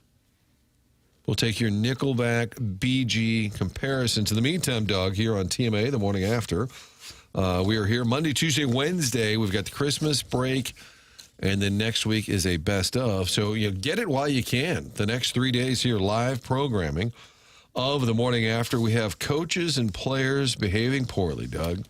Ed Cooley is the head coach, Georgetown basketball. He was at Providence for a long time. Did you see the video? He got a little upset. They lost to Xavier. I did, yeah. Turned around, chucked a water bottle, and drilled a little kid. He has been suspended. No tariffs at it, but suspended 1 game's time for his actions. And they said it's not befitting of the Georgetown coach. Wouldn't that... don't you think that the penalty ought to maybe be a little harsher than that? Like they should throw stuff at him? The kid gets one free shot. If you're throwing stuff into the crowd, come on. Really bad. If you're a fan and threw something and hit the coach, you'd be out forever probably. Probably banned from the stadium, yeah. Yeah, why is it just kind of okay the other way? It's crazy. It's wild. The video is really tough because, he hurls that water bottle. Yeah, and it did hit a kid. Look, it hit him in the chest. In the chest or so. But, yeah, you could see how that, if the water bottle was full and hit you in the face, that would hurt. Yeah, that would really hurt. And I don't think it was full. Off air, I told you a story about the kid being injured, and now I'm a little concerned because I got the other day by the account. Richard Johnson. And I already forget what I got about. But so hopefully the kid's okay because it did appear to hit him in the stomach. That's Ed Cooley, Georgetown coach. And then you had DK Metcalf, Pittsburgh Steelers wide receiver, punching a Detroit Lions fan. And that was during that Steelers-Lions game, a CBS, a major game. You had Nance and Romo on the call. And did you see the explanation, Doug? Was the fan who talked to Detroit reporters. I had it opened up here at some point. Well, part of it is the fan said he read DK's full name, and he didn't like that. I guess his name is DeKalen Zacharias, but he goes by DK. And he said something about you don't like your government name. So this is how the fan is harassing him. Of all the things that would set you off, it used to be don't mention my wife, don't mention my family, don't mention my mother, that kind of thing. But apparently what set off DK was that he referenced his full government name. He grabbed me, ripped my shirt. I was a little shocked. Like everyone's talking to me. I was a little rattled. I just want the Lions to win, baby. That's what the fan said. Why would you get that upset if someone said your full name to you? Well, that's what he's saying. That's what he is saying. We don't know what DK Metcalf. Now, actually, Chad Johnson. There you go. Right, Ocho on his show. Former Bengals All-Pro, Chad Ochocinco Johnson, friend of this show, likes McDonald's, didn't remember that he played at the Dome, claimed the fan called Metcalf a racial slur and even targeted his mother with a vulgar expletive. So you have the fans' version and now the Ocho version. I didn't see with Metcalf. Did DK Metcalf himself reference? I got word, this is from Ochocinco. I got word, obviously, I'm not condoning putting your hands on a fan or punching a fan, but he did call Metcalf a racial slur. That's what Chad Ochocinco told his co-host, Shannon Sharp, called him the N-word. He did call his mom a blank. I think with those words being exchanged, the fan saying that's where the action occurred is what is being reported. That's the line. It wasn't, you should never touch a fan, but he wasn't, it was a punch. He didn't lay him out flat. I actually think the Ed Cooley water bottle may have been a little more violent in terms of potential for damage. So, Doug, we have fans getting into it with players. We have coaches throwing water bottles. So I ask you the question, what's wrong with everybody? I don't know. Can we it's Christmas. People just can't behave themselves anymore. It's the holiday season. The coach throwing the bottle, to me, is worse than what DK Metcalf did. Because the fan didn't do anything to the coach. No, the little child did not. Yeah, what's his defense there? Terrible. The little kid sat there and watched the game and deserved to have a water bottle. If you're getting frustrated and you want to throw a water bottle, throw it down. I'd say throw it down. How about just slam it? How about we act like adults? Slam something on the ground. Stomp your foot. I agree, Doug. I'm saying if you are to throw a water bottle, spike it. You spike it. Well, the worst case is water gets on the floor. Or how about you chug it and then throw an empty bottle and have it float in the air? Bite the top off of it like a grenade. Oh, yeah, that would be Rip it off. Really show your manliness. Yeah. That's what I want to see. But there are fans who feel like they can say absolutely anything to a player. For sure. They feel they pay a bunch of money for a ticket, and that gives them the right. Not the case, but we don't know. It's going to be tough to know exactly what was said. What if Ed Cooley said, yeah, that little bugger was on me the whole game. It's like a 5-year-old kid. The kid had it coming. He was riding me the entire game. All right, Curbs is next. Blues Talk. Blues are playing the Tampa Bay Lightning tonight. You'll hear that game right here on 101. Blues just coming off the big win over the Florida Panthers. Dodgers. Can they do it again? It's a 2-city stop in Florida. John Gruden might be in the house tonight. Blues and Lightning. We'll talk to Kerbs next.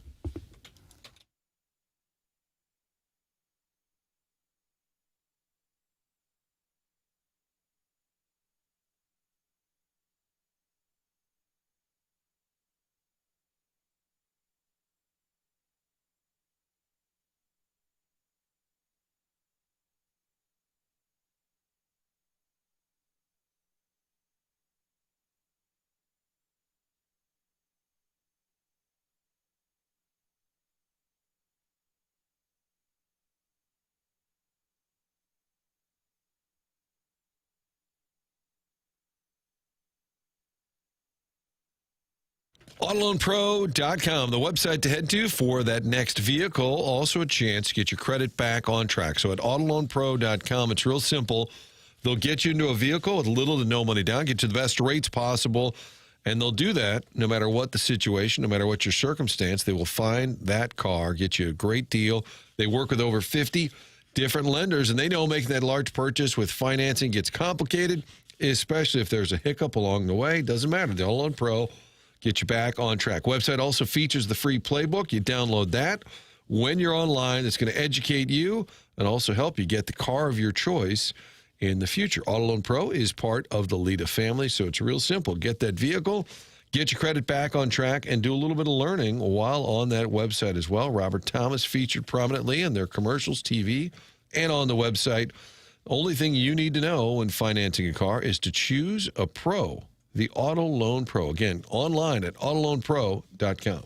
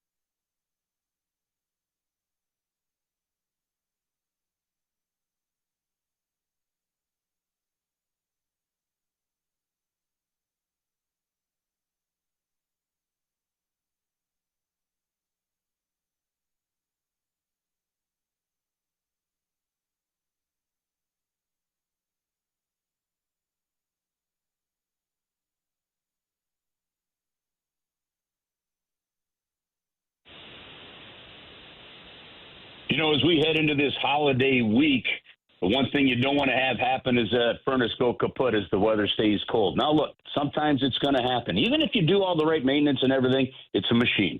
Sometimes machine breaks. Well, Classic Air Care is there for you. They're there to take the stress away from those stressful moments. They're there to not just give you the comfort in your home. They're there to give you the peace of mind that you need if something does go wrong. How about this review? Woke up to a malfunctioning furnace on Thanksgiving morning and called Classic Air Care for help. Justin was on call and at my home in under an hour to take care of us on a holiday. Great explanation of what was wrong, quick resolution, and good communication. Would definitely recommend these guys for your HVAC needs. Ask for Justin. That came from Jeremy. Classic Air Care has a 4.8 Google rating for a reason, and that's because they care about their customers. They'll get to you within 24 hours. They're open 7 days a week with after-hour techs on call, and there's over 100 vans on the road. Those are those great-looking orange vans you've seen with the Penguin. That's Classic Air Care. So don't worry about the furnace over the holiday weeks as we go over these next couple weeks. If something goes wrong, Classic Air Care has your back. You can give them a call. You can reach them online at classicaircare.com. And a happy holidays to everybody from Classic Air Care.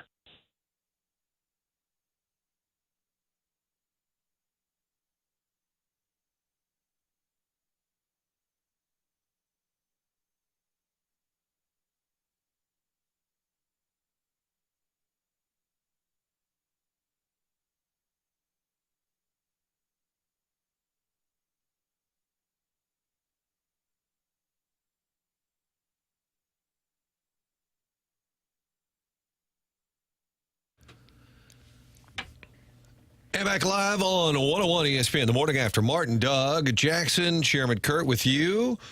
Live program here. That's a quiet hallway here, but we are ready to talk some Blues hockey because we've got a game tonight in Tampa against the Lightning. Blues coming off the 6-2 win over the Florida Panthers on Saturday night. Joining us now, the voice of the Blues, Chris Kerber. Kerb, greetings from St. Louis. How's everybody down in Florida? Everybody is good. They had a full skate yesterday, Martin, so I think they'll have an optional kind of quiet morning today, and then one more game before what will amount to a 4-day break for the Blues for the Christmas break. So a good little advantage for St. Louis on that one. And I think, to me, I know we had 2 goals from Robert Thomas, 2 goals from Jake Neighbors, but I think the Falk goal was huge because, once again, you had a 2-goal lead. Doug, you call that the worst, most dangerous lead in all the sports. And they gave it back, and I just think watching even, and you were in the building, but it said, oh, no, here we go. And then Justin Falk did what so many other teams do to the Blues, that last-second goal to end a period. I felt like that was just huge in a game that you could almost feel drifting the other way. You know, well, they took that 2-0 lead and were playing really well. You know, the 1 goal goes in, that's okay. I thought an absolutely donkey call on the holding penalty on Parayko, but you got to sometimes overcome the bad officiating. So that unfortunately gave a good team a power play, and they scored on to tie it up. You're right, though. That goal from Justin Falk was big. The sense to just get him to the net when he did. And sometimes you'll see teams in those last couple seconds, and we've seen the Blues do it. You just kind of let up, you take a breather, and bang, it's right behind you. That's the first time. So that second period was period number 110 of the season. That's the first time the Blues had scored a goal inside the final minute of any period all season long, and it wound up being a big one. Berggren has scored a goal in 2 games in a row. You think maybe they've found something with this guy? Well, you know what? He's a second-round pick and a fairly high second-round pick of Detroit. And for whatever reason, things just got stale for him and weren't clicking.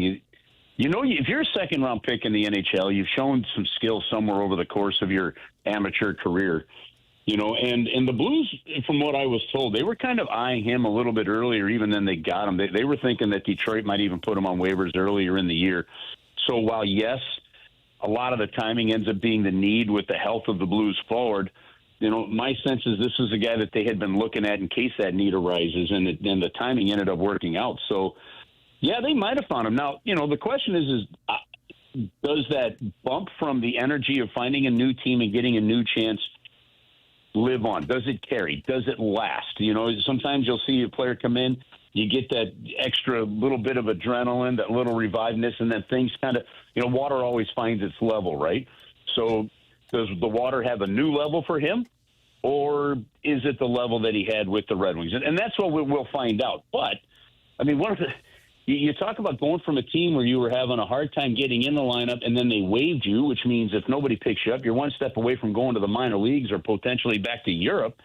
And within a matter of a week and a half, you're playing on a top line in the National Hockey League with another team and finding success. So all you can ask of Berggren is to just take advantage of the opportunity he's been given. And so far in a few games, he's done just that.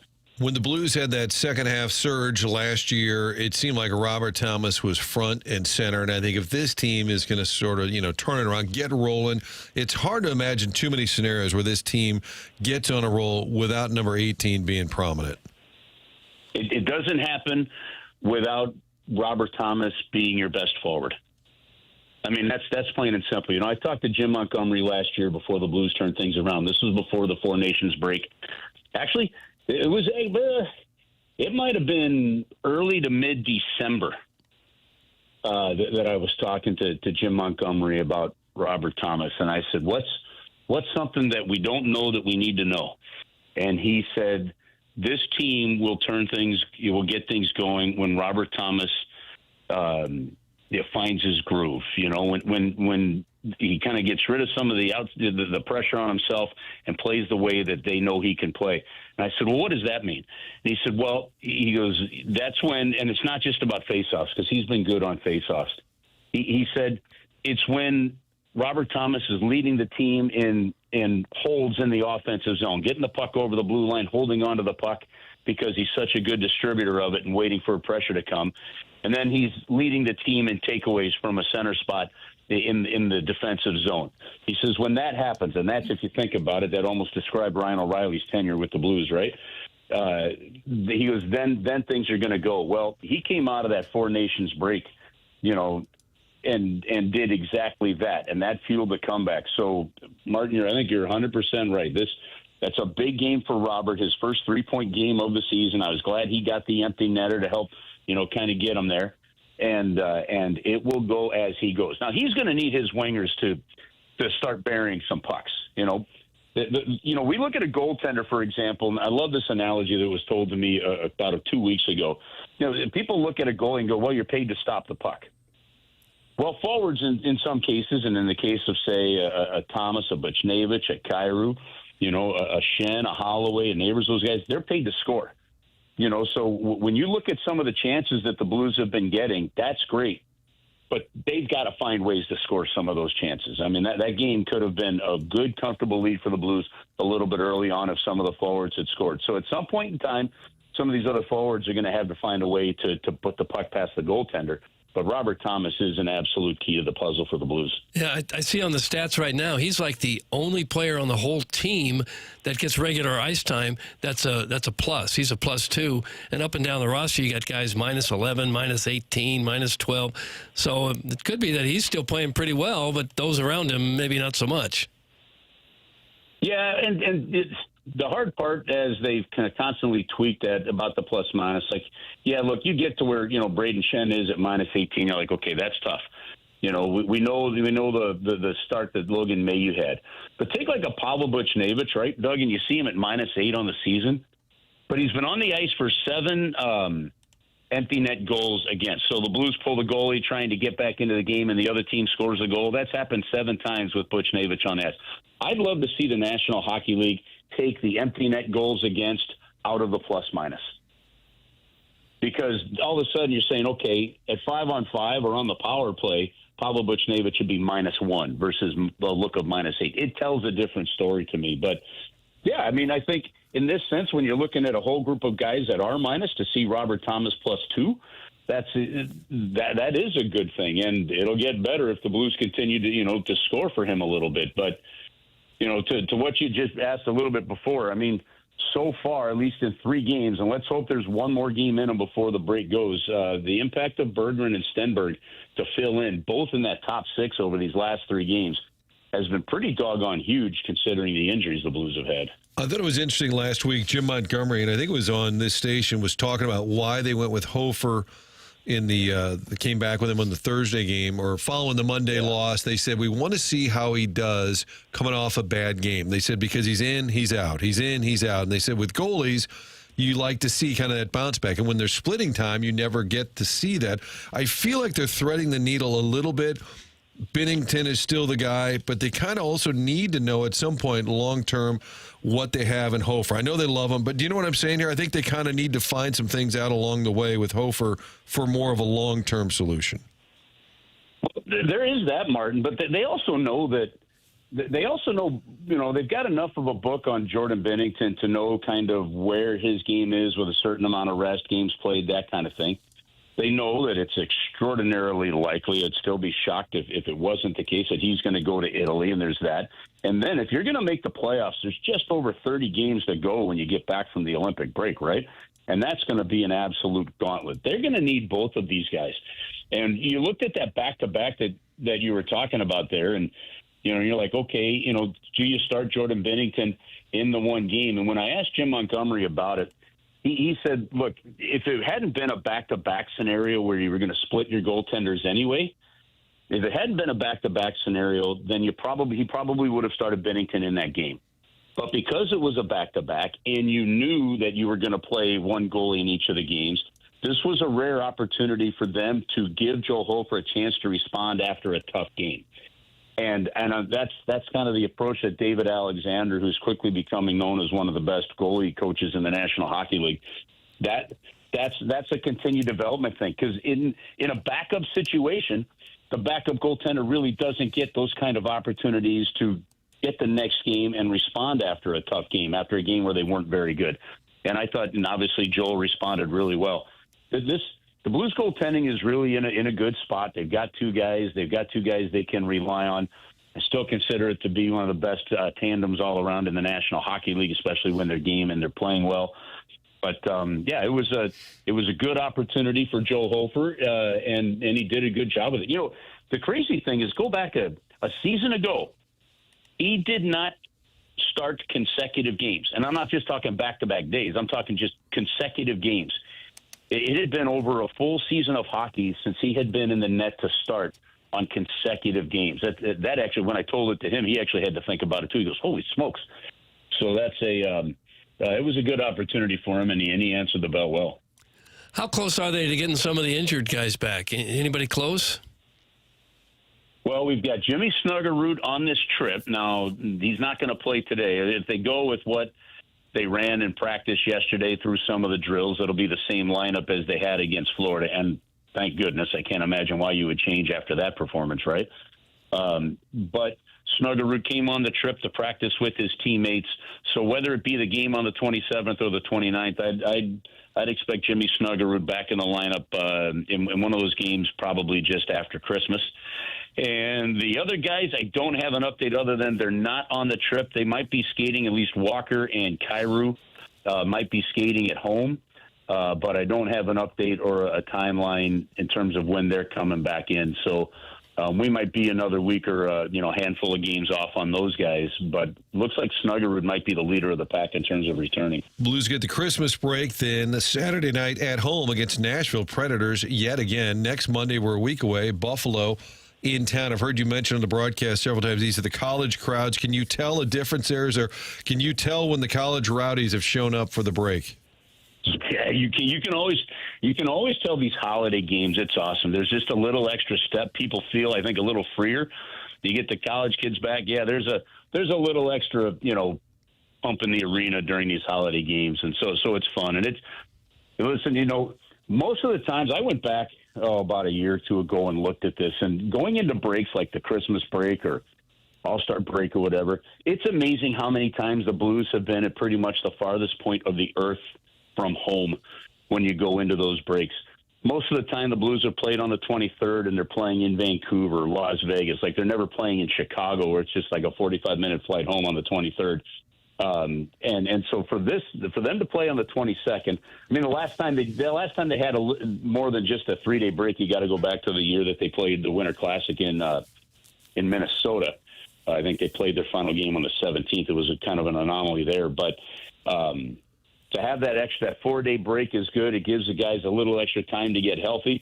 You'll have to watch the standings a little bit. If you get the points tonight, you end up within 1 point, but then you'll have to see how these other teams play while you're resting. But they're right in the thick of it, and hopefully that pumps up the crowds a little bit too when we come back out for that game on the 27th. Guys, ask Kerber if he'll be ponying up for the Monday matinee at Craven Cottage. I will be. I actually, that's my plan this afternoon. I think that game starts in a few hours, so I'll be out of the rink. I'll grab some lunch. I got my game notes, and we'll be seeing how Fulham does against Nottingham Forest and see if they can jump up into the top 12 there. So, that's a good call, Martin. The soccer, we'll be watching that today. Soccer texter here on the line. We got the Blues and Lightning tonight. Can the Blues do it back-to-back after the impressive win over the Panthers on Saturday night? Coverage here starts at 5 o'clock. Kerb, Merry Christmas, and we will see you back at the rink here in town. All right, guys. Have an awesome holiday. Merry Christmas to you and everybody. Safe travels if you're traveling, and we will see everybody at the rink on the 27th. Chris Kerber checking in with us, the voice of the Blues, on your home of the Blues, 101 ESPN. Again, Lightning Blues tonight, 6 o'clock. Puck drop down there in South Florida. That's South Florida as well, isn't it, Doug? Tampa, do they consider that South? That's the University of South Florida. Yeah, I mean, isn't it confusing? Because it's halfway down. The university is there, but it's really a tweener like city. A west, Yeah. mid Florida. Yeah, it's a tweener. It's a tweener. West Coast. Okay. I think some would call it like the first major city on the West Coast for Southern Florida. Some would not. That's less catchy than South Florida. It feels more South Florida South than it Florida's does. generally considered Miami, Fort Lauderdale, that area. Yeah, Jupiter, and then on the Palm West Beach. Coast, once you get to like Fort Myers. Yeah. There's also the pet peeve if Charlotte. people say, "Oh, you're down in Tampa Bay." Tampa Bay is like the name of the Right. The Well, bay. their sports teams are Tampa Bay. The team names, but the city is Tampa. Right. A lot of clarifying here, Doug. That's what we do. That's what we do. We like logistics on this show. You can text in. Air Comfort Service text line is 399-9646. Callier and Thompson phone lines, 314-974-0101. It's the Michelob Ultra YouTube chat where you can also be part of the show. And right now, the master of the custodial arts. Have they talked about the Cardinals trade? Mm-hmm. We did. Beginning of the show. We could probably reset. I know the audience cycles on and cycles off. Cardinals with the trade of Wilson Contreras that happened on Sunday night, traded to the Boston Red Sox, 3 players in return. We did our full breakdown of the pitching arsenal of all 3 of the pitchers, Doug. You like that Fajardo a lot. I like the way he throws. He's throwing free and easy right now. And if he can avoid injury and toe the slab appropriately, I think that they may have something in 5 years. There it is. There's your breakdown. That's Pretty good. That's the scouting report right now. Also, for papers purposes, which could be a new segment, efforting at some point this week, Wilson Contreras joining us on the show to say his farewell to the Cardinal fans. That'd be awesome. We're working on it. All right. We've got some feelers. Some feelers. Some folks who are in contact. That'd be great. With Wilson. All right. It is TMA minus Tim. Somehow we're still doing a show here on 101 ESPN.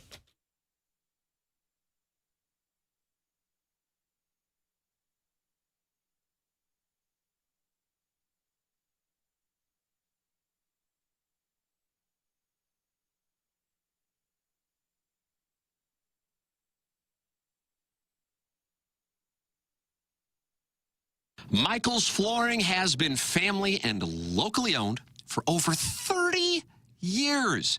Online at igotfloored.com, you can find Michael's Flooring with 3 easy-to-get-to locations in the St. Louis metropolitan area, in Creve Coeur, in Darden Prairie, and in St. Peters. There is a reason Michael's Flooring has continued to grow through the 30-plus years in business. Employees love working for him as they feel like family, and he makes sure they are taken care of, and this then rubs off to the families buying the product as they know they have the best interests of the buyers. It's Michael's Flooring online at igotfloored.com. You can go online right now and get 3 samples free from Proximity Mills at igotfloored.com, or check them out in person in Creve Coeur, in Darden Prairie, and in St. Peters. Come see why people are loving getting floored by Michael, and make sure you visit igotfloored.com.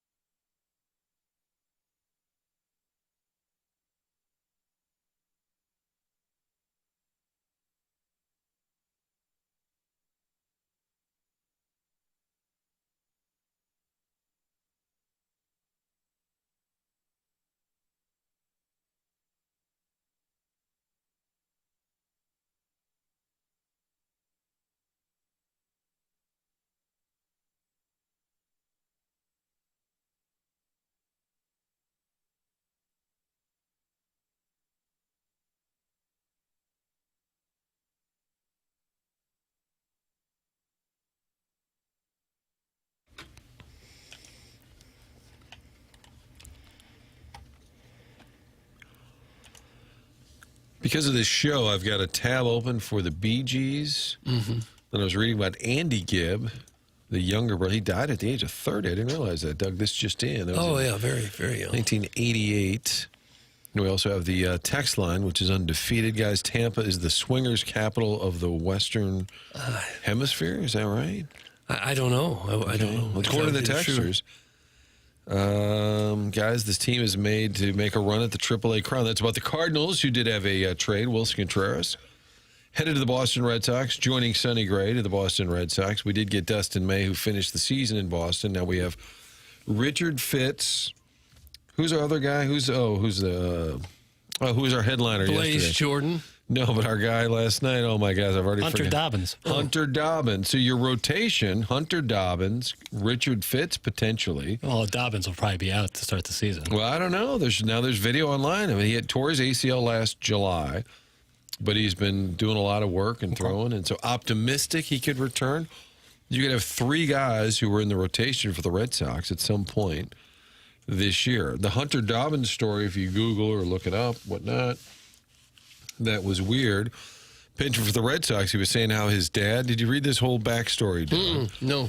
He had told reporters about how his dad just hated the Yankees. And in part because his dad played ball, and his dad was friends with Andy Pettitte growing up and all that. And then they vetted it and said, that's not, it's a long story. He called out, it wasn't true. Before making his first appearance against the Yankees as the starting pitcher for a game at Yankee Stadium, Hunter Dobbins said, my dad was a diehard Red Sox fan. I've said it before that if the Yankees were the last team to give me a contract, I'd retire. He explained that he grew up rooting for the Red Sox, but more of a natural hatred for the Yankees, which I'm sure played really well in Boston. Sure. He told reporters that his father had been drafted by the Yankees, had pitched in the Arizona Diamondbacks organization, and was friends with Andy Pettitte. Subsequent reporting revealed that all of the claims were false. Dobbins told reporters, the whole backstory is stuff that I heard growing up. I've seen pictures of it from my dad, but at the end of the day, I didn't go and fact-check my dad. So apparently his dad may have or may not have embellished some of the facts, apparently. Yeah. But Hunter Dobbins was drafted by the Red Sox when Chaim Bloom was with that organization. So that's, again, a player that he has some knowledge of. They got Blaze Jordan. That's the young slugger. Last year, that was in the Steven Matz trade. And if you're going way back, Ryan Fernandez was somebody who had been, I think, in the Red Sox organization. Chaim Bloom's knowledge of some of these younger players, we've seen this play out. Even Kittredge, the older pitcher from Tampa, was somebody that he was familiar with. Bottom line, Contreras gone. Sonny Gray gone.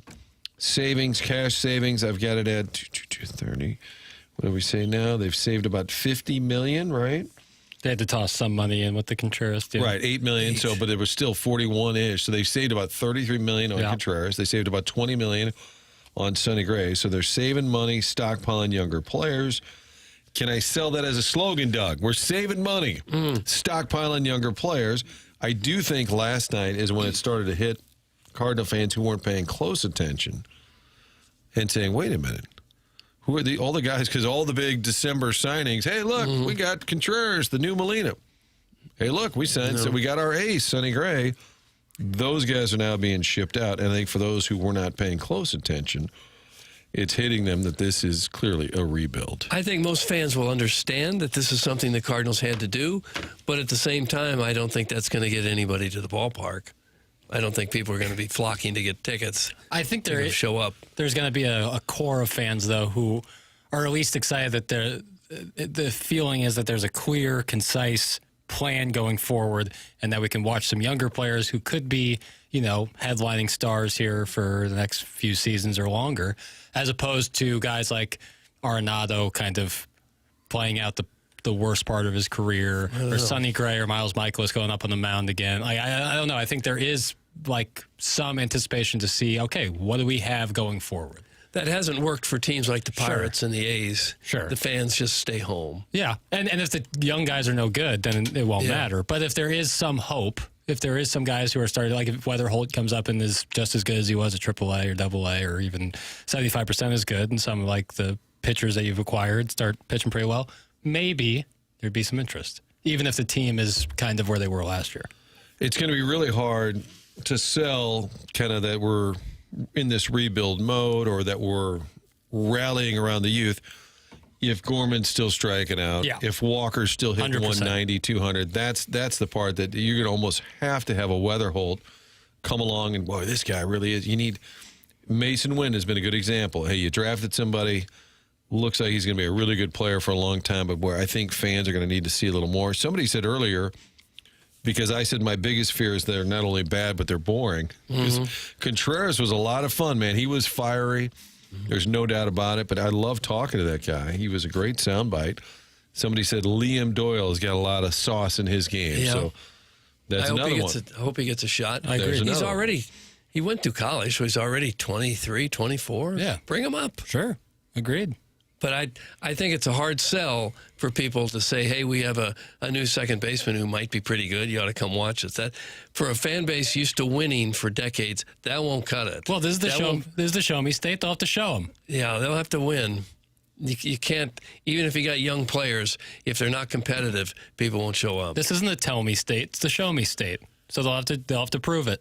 But I think that there is, I don't know, like I personally am more excited to watch a guy like Richard Fitz or some of the younger pitchers go out there as opposed to Miles Michaelis at the last year of his career, or even Sonny Gray when it's hot outside. Because at least there's some potential, there's some hope that, hey, this is going to click. Right. Well, we optimistically think that now, but what happens if these guys are no better? Right. Well, then, yeah, you're in a really tough spot. I'm afraid that might be the spot they're in. Yeah. Guys, Mo gone will bring some fans back. Is that the slogan? No, it won't. Slogan? It won't. Really? Winning will bring the fans back. Is that the campaign? What if they say, well, Mo's gone? I think you'd be hard-pressed to find a fan base anywhere that turned out in big numbers when their team did not have a shot to win anything. Yeah, you're right. You are. No matter how correct. promising and how young the players are, if you're not competitive and you're not interesting, the fans won't go. Yep. Doug's Grease Missile has responded. Doug, for the love of God, give it up about the ballpark. We're rebuilding. Get that through your thick, lovely, beautiful, cute head. Fully aware that they're rebuilding. We're going to stink. We need to stink. We don't need to stink. Is it not possible that they could still go out with all the money that they've saved and buy a couple more free agents that might pump some life into the thing for the next 2 or 3 years? I think if your purpose is for winning, if you think you're signing guys who can help you actually make a chance to win, be competitive, be a contender, then yes. But if it's, we got to get people in the ballpark, then you're going to be stuck in the same position you're in right now. Well, I'm not saying sign guys in their mid-30s. Sure. There's got to be another alternative there where you can sign some players or trade for some who are mid-20s, late 20s, that at least put a competitive product on the field. But those guys are expensive as hell. Well, they've got money. Yeah. If they're going to save on payroll, they should pass the savings on to the fans, ticket prices. Instead, they raise ticket prices. It's going to be hard to watch minor league team at a major league price. I think that's a fair point. I think we're in for a really, really rough season. And we've had a few of those back-to-back now. Yeah. And when you start putting one on top of the other, you got a fan base that might lose interest in it. I think this is a dangerous time. I know they have to do it. I know that they've got to get younger. We need to stink, Doug. We don't need to stink. No, we need to be interesting, need to be entertaining, and need to be competitive. We don't need to stink. You don't get anything by stinking. Well, all of this is trusting Chaim Bloom, and you hope that it works. 2 to 3 years down the road, you'll be like, well, did it work? Right. There's no guarantee that it is going to work, but I think we understand, most of us understand why they're doing it, but it's a little scary to think, I don't know, it could just be terrible for a while, a long time. That's like we've talked about before, when you don't develop pitching in your minor league system, this is what you end up with. The Cardinals for years have had to get 2 or 3 guys at the deadline every year, or in their mid-30s to start the season to just eat innings, and you're wasting money there. And then they had the Contreras contract that up until now has kind of hurt them.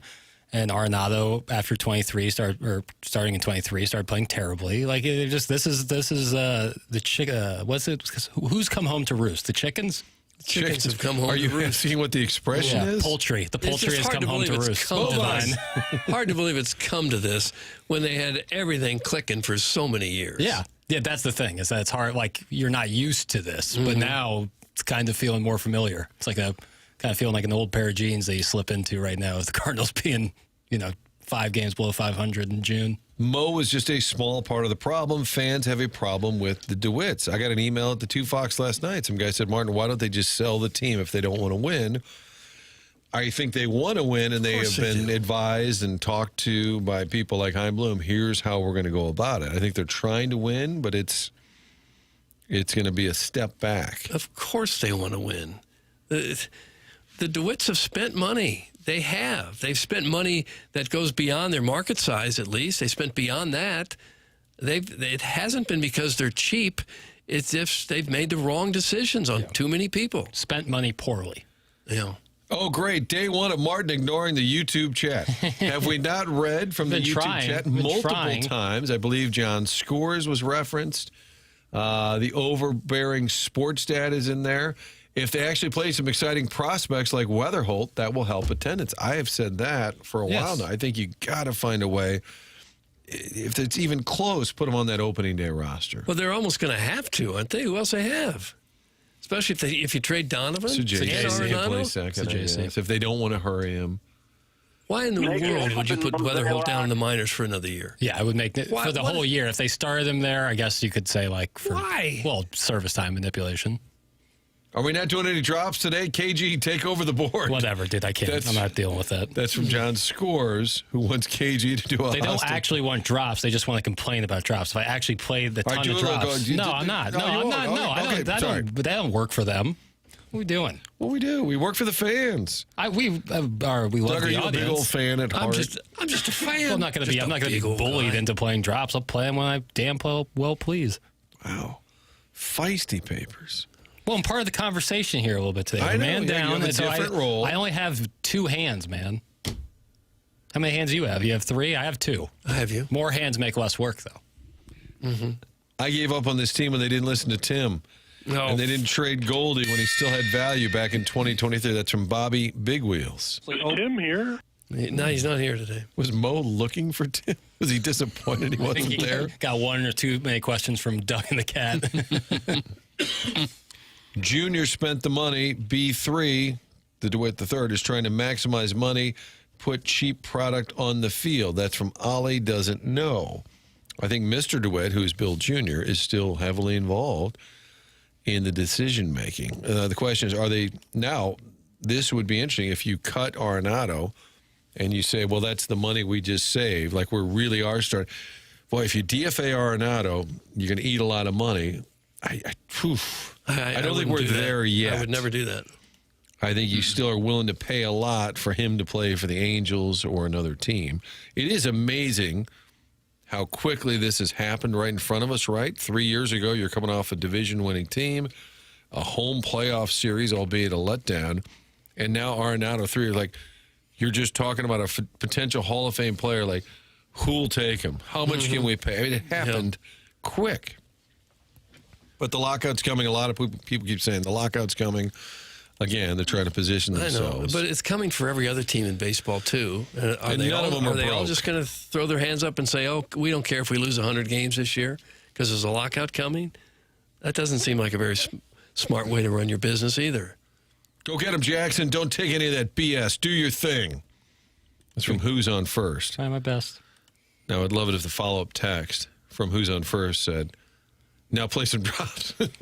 There's also the thing where if you get your rookie of the year, if your player wins rookie of the year, you get that extra draft pick to kind of incentivize teams to not manipulate service time.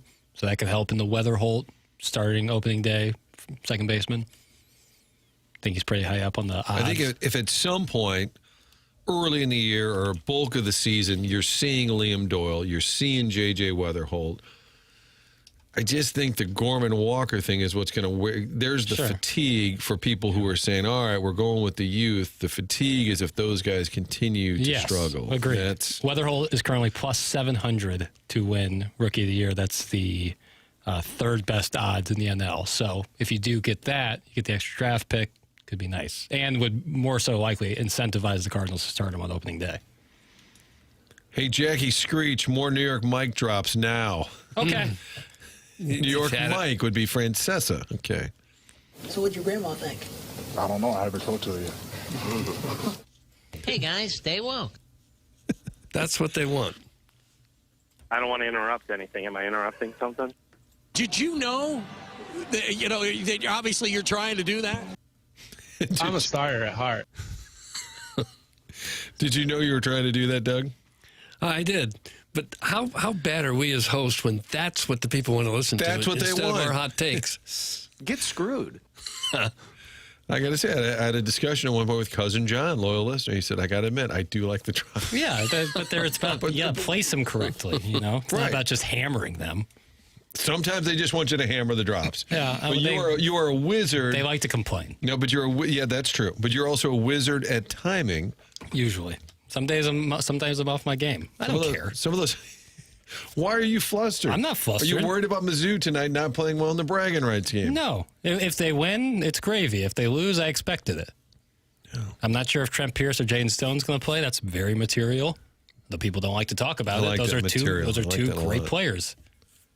I was looking at Weatherholt stats from last year. Last year in the minors, with two different teams, he hit a combined 306, 17 homers, stole 23 bases. Pretty good. If he's not on your team to start, then what are we doing here? I think he will be. I have to say, a high school kid that's a superstar, it's hard to ignore, right? The next Bryce Harper, whatever. But I like the idea of drafting college guys because then, get them here soon. Yeah, batteries included. Batteries included. And that's another 3 or 4 years of physical development, too. For sure. To have a better idea of what you're really going to deal with. Yeah. For sure. So you get a Liam Doyle, you get a Weatherholt. They played a couple of years of college ball. They're further along. Especially pitchers, I think, because then you also get to see what they're like against premier competition. You'll see some guys in high school who won't give up an earned run for 5 straight games because they're just not playing guys who are very good. High school you can't. No. I mean, if he's throwing 95, that's 95 anywhere. Right. But it's the hitters that are hard to judge. Right. So if you can get them against especially SEC quality opponents, yeah, it's really valuable. And we had Michael Wellington in here who loved, big Tennessee baseball guy, big Tony Vitello guy. He loves the Liam Doyle pick. He wanted them up immediately. Most of the guys who are stars, most of the guys who are big impact players in the major leagues, a lot of them are ready to go by 22 or 23. It was certainly ready to get a chance. Yeah, and most are in their prime at 27. Right. What do you have to lose this year, Yeah. Try everybody out. Give everyone a look. Martin, you still got some arms on you? Still got a little arm in you? Not much, no. Well. Crafty. I'd be the crafty lefty, but I'm right-handed. Fire Gates, bring in Kim English. I don't think English at Providence. Topic. Not a great. Yeah, he's had a rough run of late. Not a great run last year with your Providence squad. All right, we're going to break because it's Monday. We're going to talk to Gabe DeArmond. The Colonel is en route. We'll talk more about Dennis Gates' squad. Mizzou in town to take on the Illini, Fighting Illini. Illinois has 3 losses, but UConn, Alabama, and then that Nebraska loss, which apparently they're a pretty good team. So we'll talk about the Braggin Rights game. Also, new offensive coordinator hired this weekend by Eli Drinkwitz. Gabe next here on TMA.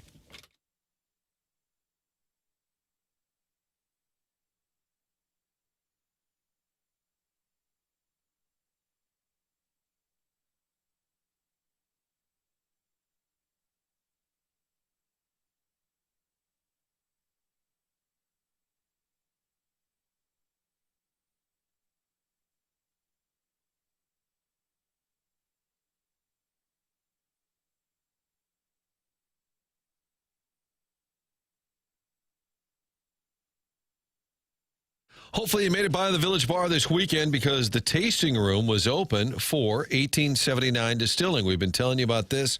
The barn out back at Village Bar is the home to 1879 Distilling. That's where they make Red Barn Vodka, 1879 Rye. So many great premium small batch liquors, award-winning throughout the region. And on Saturdays in December, they've opened up the tasting room, which is right there on the east end of the Village Bar. So after you grab a cheeseburger, watch the game, have some waffle fries, hanging out with your friends, make sure and take part in the tasting room, which is also a great little gift shop for all things Village Bar and 1879. There really is a difference when you order a drink. Make sure you're asking for it by name. 1879 Distilling, which has a heritage of St. Louis distilling, which goes back to the, I think, early 1800s. Read the whole story. Great website as well. It's kind of an homage to the German heritage of making premium liquors in this town. People are starting to ask for it around town. You're seeing it pop up at grocery stores, restaurants. Ask for it specifically and read their story at 1879 Distilling. There really is a difference there with the quality, the taste. You'll taste the difference as well. So stop by the Village Bar. You're doing that anyway, hanging out with friends, watching the game. And now, 1879 Distilling Tasting Room open on Saturdays throughout December.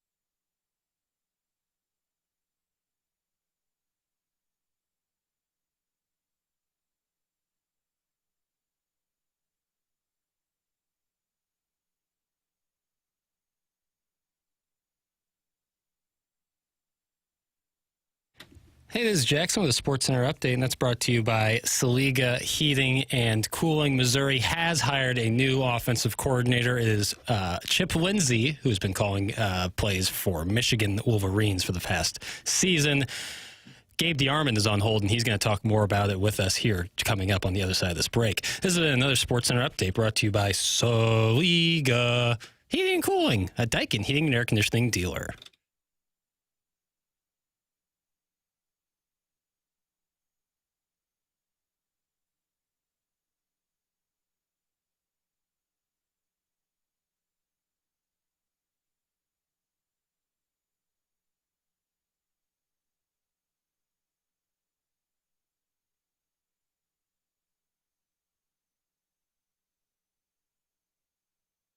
I'm going to sing a song called Missouri, which I got hit with a 40-second YouTube ad before. God, that was so frustrating.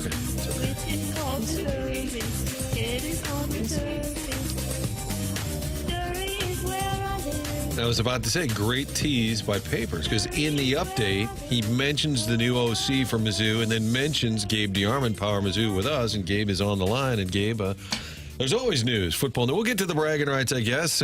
Everything you know about Chip Lindsey in 30 seconds or less. He's been a whole lot of places for a whole lot of years, and if you're looking for reasons to think it's a great hire, you can find those. And if you're looking for reasons you hate the hire, you could probably find those. There you go. That's less than 30 seconds. Yeah, last year at Michigan, that was his only year there. He was in North Carolina with Drake May, which has been pointed out. Like all these coaches, a lot of stops along the way. He steps in. Kirby Moore, of course, gone. So I guess this means Drinkwitz can't go to Michigan if he just hired their OC. That would be awkward. I wouldn't say can't, but yeah, it seems pretty unlikely. I think Doug advocated that they just hire an assistant. I said they're about one scandal away from just shutting this team down for a year. Well, I mean, the whole department's under investigation by, I think it's the university, so things are going well in Ann Arbor. Yeah, the latest guy was hacking into the phones or the computers of some of the girls on campus. Is that right? Well, I haven't seen that particular one, but I'm not necessarily – I don't think Sharon Moore has earned the benefit of the doubt that he didn't do anything, so sure, that seems possible. This is the point where Gabe says, I don't work for Power Michigan. I work for Power Mizzou. Gator Bowl this weekend. I'm guessing they haven't left. My theory was Drake would make an appearance at Braggin Rights, and the team would roll out.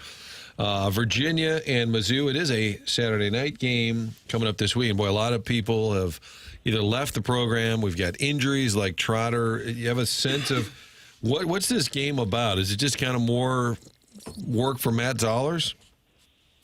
Well, no, I think they've got two things, and they are leaving tomorrow. I don't have any idea if Eli Drinkwitz will be in St. Louis or not, but the team leaves tomorrow for Jacksonville. But I think they have two goals, and I'm not sure which one is number one and which is number two, but to score more points than Virginia, I think they do want to win the game. I think it matters. And then to get Ahmad Hardy the single-season Missouri rushing record, which he needs 68 yards to beat Cody Schrader, which is the officially recognized record. The one I recognize is Devin West from 1998, and he needs 144 to get to that.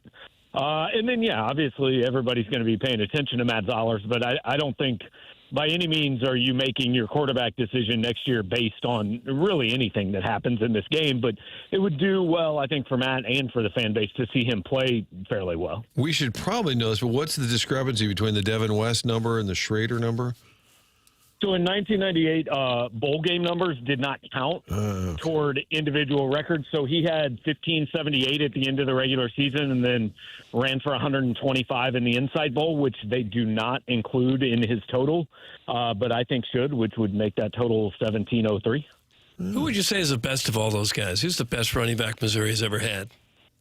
The best they've ever had? I mean, I always have to clarify this, that I can really only talk since about 1985. I mean, I know there are definitely people who will say James Wilder. I don't know. I only ever saw James Wilder playing for awful Tampa Bay teams.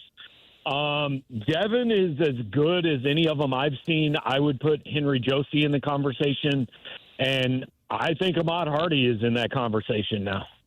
Yeah, I would say so. Chase Daniel, the best quarterback they've had since you've been covering them?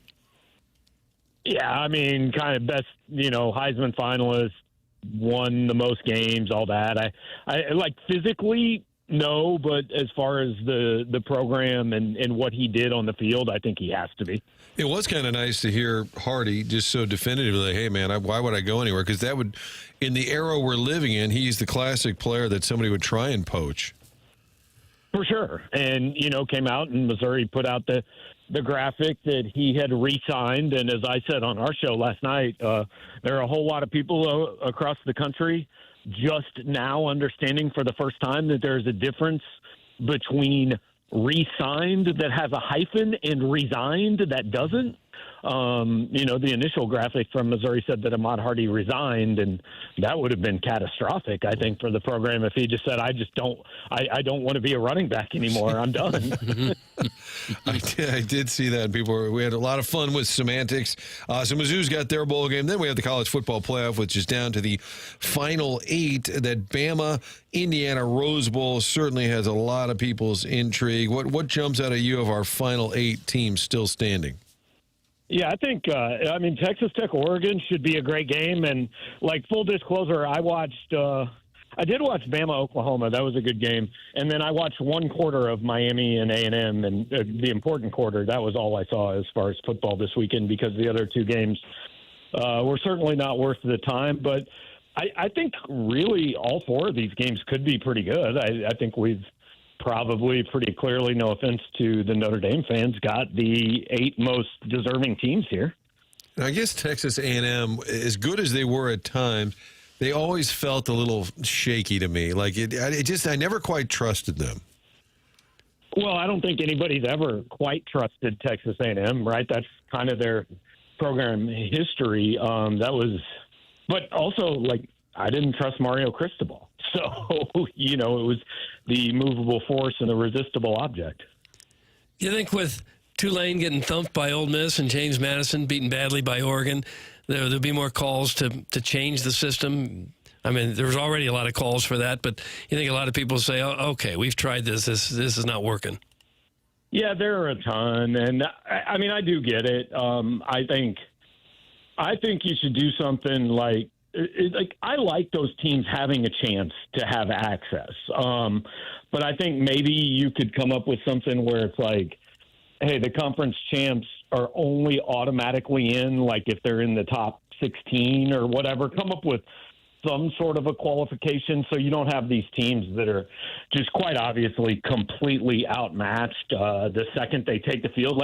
James Madison managed to put up some points, but Oregon could have had 97 drives, and they probably would have scored on 96 of them. We might be burying the lead because I think producer Joe hooked up Gabe with a easy pass, which producer Joe, he only comes on this show when he can promote Joe, that is, to promote his easy pass. So you're headed to the Braggin Rights game tonight. What's your expectation from this in a game that historically is hard to predict? Yeah, my expectation is certainly Illinois to win the game. I think they're the better team, but like you said, historically, sometimes that doesn't happen in this game. I was looking a little bit today. It's really Illinois does a very good job of not turning the ball over. Missouri is pretty reliant defensively on forcing you to turn the ball over. On the other side, this Missouri team is turning it over more than any Dennis Gates team has offensively, but Illinois does not force turnovers. Legitimately one of the 4 lowest teams in the country as far as opposing turnover percentage. So it might be as simple as whichever team holds on to the ball better and makes its shots. Neither one is – they're both solid three-point shooting teams, neither one great, but – almost the entire reason Missouri has struggled is their three-point defense. They are bottom 3rd in the country in defending the 3, and I don't know if you guys know, 3s are worth more points than 2s, so they tend to do more damage. Gabe, I saw some warm-up video yesterday of Jaden Stone, who had a soft cast on his non-shooting hand, and then Trent Pierce looking like he was also warming up. Do you anticipate either of those guys playing one, maybe the other, or neither? Yeah, I don't really know. The way Dennis Gates talked yesterday was Jaden Stone wants to play, we'll see. But, he had a cast on, and just having covered Dennis, when he starts to say the guy wants to play and we'll see, that means in 2 weeks the guy might play. Right. I'm not even trying to be funny. That's that's generally how it's gone. With Trent Pierce, I know he was in the background of a video warming up. And by the way, it always amazes me. Anytime a video is posted, it amazes me what sports fans find. It's never the person that's talking or what's going on. It's always something that's going on in the background that I personally wouldn't even have noticed if it wasn't pointed out. But our last information was that Trent hasn't been practicing. I have a hard time believing that he's suddenly going to play tonight. And honestly, if he does, it kind of brings up the question of, okay, was this really an injury thing? Because this is always the game where the first semester is over. Like, you remember Paulo Linney made his debut in this game, guys that have transferred in midseason or whatever. A lot of guys have made their debuts in this game because it technically is the start of the second semester. So, I mean, if Trent Pierce all of a sudden goes from not practicing to playing tonight, I think it almost leads to more questions. Because we don't even know what the injury is, right? If it is an injury, we don't know what it is. There's been some talk that it's a hip. I've never seen that, like, officially, no, I don't know what it is. There has been some talk that it was a lower body, a leg thing that led to a hip thing, but I don't know that for sure. I haven't seen that, like, actually reported by anyone. Because Illinois is pretty good, do you look at this as any kind of gauge as to how Mizzou will fare when we get to the SEC in terms of some of the top teams that they're going to be playing here over the next couple of months? I mean, I don't know if it's a gauge because basketball is such a, hey, one day you're great and the next day you're awful, but it's hugely important. I mean, they have 0 quad 1 or 2 wins. The Notre Dame loss just got worse. They lost to Purdue Fort Wayne over the weekend. I mean, there are only 4 teams in the top 75 that don't have a quad 1 or 2 win, and none of the rest of them play in a major conference. So Missouri's got to get some stuff done. And we're almost at the point they've got this. They've got Florida to open the SEC. They've got Kentucky. They're at Kentucky. They've got one more really tough game. I don't know it off the top of my head. And then they're at Ole Miss. I mean, you're staring at, like, you got 5 games where 0-5 is not out of the question. And if you do that, I mean, this thing's over. People are going to check out. So the next 2.5, 3 weeks really determine, just how much attention people are going to pay to this team. Is there a buzz in Columbia about this game tonight, that it is urgent for them to win, or the fan base kind of treating it just like any other game? Yeah, no, I don't think people are. I mean, and I think it's twofold. We have become so football-centered, not just obviously Columbia and Mizzou fans, but I mean everywhere. It's the only thing that matters, right? And the football season now lasts into mid-January. And not only that, you've got the portal and the coaching carousel. Like, the off-season is just as big a deal as the season. So nobody really pays attention to college basketball until at least Valentine's Day, except for the diehards. And realistically, it's later than that. I mean, it has become a very niche sport where, like, you have to be one of the diehards, I think, to really be focused on any sort of a regular season game. And then the second thing, like we've talked about over and over, like, this fan base is not into this team, and this team hasn't given them any reason to be. They've beaten 9 really bad teams, a fairly bad team, and lost to the only 2 good teams they played. I mean, they've got to give the fan base something to get into, and they just haven't done it yet.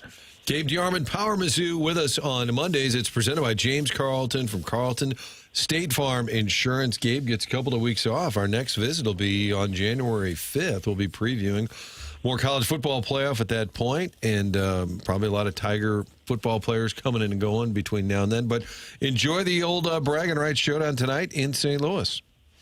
Yeah, I thought you meant I got time off, like actual time off. You just meant I get time off from you guys. This. Yeah. This doesn't. I know it doesn't really count in your life. Yes.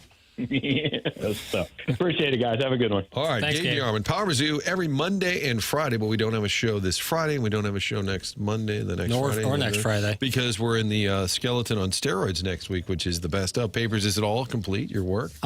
We've done 5 days. We've completed 5 days of best ofs. How many do you need? 7 days.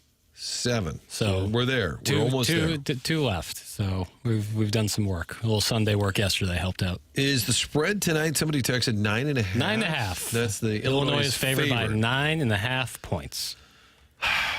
2 years ago, this game was a big blowout, but that was the year Mizzou went winless in the SEC. The year before that, Mizzou blew out Illinois. Let's make sure to mention that. Jeez, okay. Illinois currently ranked 18, but they're really good. They've played a tough schedule. They're really more good. battle-tested than undoubtedly, and they're just simply better talent-wise. But as we've talked about before, this game can get wonky. And, I think people might just be like, you're Homer, Jackson, whatever. But Jaden Stone, I keep saying it, and it might sound really bad, but I think he's a huge part of this team scoring-wise. I think it'll make everybody better. Like Mark Mitchell being your number one scoring option isn't great just because he's one-dimensional scoring-wise. Stone is a 3-level scorer. Having him will make a difference. What difference it will make, I don't know, but I know that the team can play better, and I think he's a big engine for that. We're talking about Ahmad Hardy, then we got into the best running backs ever. Doug, the all-time leading rusher for your Missouri Tigers is Brad Smith, of course, quarterback, who's a great running quarterback. And then number 2, so the running back that is actually highest on the list of all-time Brock Olivo was up there for a while anyway. Yeah, I think it's season-wise, but this is career rushing. Rushing. It's recent. Johnny Rowland was a great No, this is one. recent. It's amazing how many of the names are actually from somewhat modern era. Roundtree? Yes, Larry Roundtree is second all-time. Yeah. And Brad Smith, obviously quarterback, but Roundtree, 3,720, 3,720 yards. And then it's Zach Abram. That surprises me. Yeah. Brock Olivo, number 4. Devin West, number 5. Remember, they had Olivo, West, and then Ernest Blackwell. They were all there kind of around the same time. Some of those records might be safe as players come and go every year. Not going to be a lot of guys play for 4 years anymore. A little college football news breaking right before we got to Gabe. Bobby Petrino taking over as offensive coordinator with the Tar Heels and Bill Belichick. Wow. Staff just got younger in Chapel Hill. Bobby Petrino, who in your mind right now, what do you see? The picture with the neck brace. Neck brace. Red face neck brace. You just can't erase it. Henry Josie, number 6 all-time. Tyler Beatty, who changed his name now to Bidet. Bidet. You sure? Tyler Bidet. He said that's always how it's pronounced. But did we just got it wrong all those years? He just never corrected I don't think you'd want your last name as Bidet. I swear. Bidet into the end zone. 15-yarder for Bidet or Bill. You have one day with a bidet. Tony Temple is 9th on the list. Corby Jones, another quarterback, 10th. You know what? Ish Witter is 11th. Some of these names. Now, Cody Schrader only had 2 years. Right, that's the thing. 2 monster years. But he is similar with Ahmad Hardy, too. And I think even like a James Wilder, I think he transferred maybe, but also back then, if you freshman, sophomore, you didn't really play. Mm-hmm. Then junior, you'd get your big chance. Then senior, so you didn't have 3-4 years of compiling. But Brad Smith's still number 1. Oh, yeah. Boy, he was good. You know who's the number 1 tax guy? Tax attorney? Oh, Mark Milton. Yeah, an Illinois guy. Papers, he's taking control. Mm-hmm. He's just pushing people out of the way. That's right. This is like a sale at Macy's. He's pushing his way to the front of the counter. I'm sure Mark Milton will be at the game tonight. He's a big Illinois fan, huge Illinois fan. He went to Illinois, the number 1 accounting program in the country, and then he got his law degree from St. Louis U, so he's even a bigger Billiken fan, I think, than Illinois. Either way, he's a fan of helping you out of problems with your taxes. If you have years of unfiled tax returns or tax liens, bank levies, wage garnishments, that kind of thing, or you could even be facing IRS criminal investigation, those are major legal problems that Mark Milton can help you with in your battle against a godforsaken tax man. Mark Milton and STLTaxLawyer.com provide a local and holistic approach to tax resolution. Mark earned his accounting degree from Illinois, as we told you, law degree from St. Louis U, and now he lives right here in the St. Louis area, helping individuals and small businesses solve their tax problems. He used to work for the Department of Justice Tax Division in Washington and represented the IRS in tax cases throughout the country and received the DOJ's Outstanding Trial Attorney Award. This is one of the best guys in the country for helping people out of any tax problems that you might have. Again, the website is stltaxlawyer.com, and you'll be saying, I am not guilty, I am with Milty. Remember, the choice of a lawyer is an important decision and should not be based solely on advertisements. Oh, we'll have Coach Carlton stopping by, James Carlton. Also, 10 o'clock hour. It's a good friends of the show just to stop by. What do you say, Doug? People like to just hang with us. They swing by this show. Ours is the type of show where friends feel they can drop by at any time. And they will this week. Pierre Desir, former NFL defensive back, is now the new coach, that would be head coach, at Lutheran High School. Great story. Played at Lindenwood, made it to the NFL. Great guy. He'll be with us. Football Talk, 10 o'clock hour. And then on Tuesday, my guy, Ty Hawkins, in the balloon party window of 10 o'clock, the 10 o'clock hour, morning news anchor at Fox 2, loves the hoop rock, Jackson. We're always talking basketball. You guys will get to chop it up. All that coming up here. TMA live programming this week, Monday, Tuesday, and Wednesday. Then the Best of kicks in Festival full of best tilt. ofs. The festival of best ofs then will take over. It's the morning after, presented by Brown and Crouppen.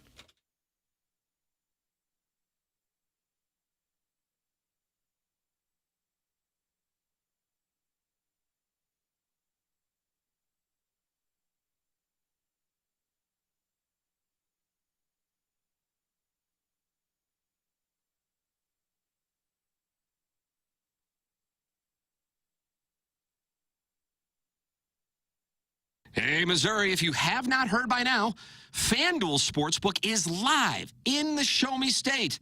And they are kicking things off with an offer that is tough to beat. Right now, new customers can bet $5 and then you get $300 in bonus bets, win or lose.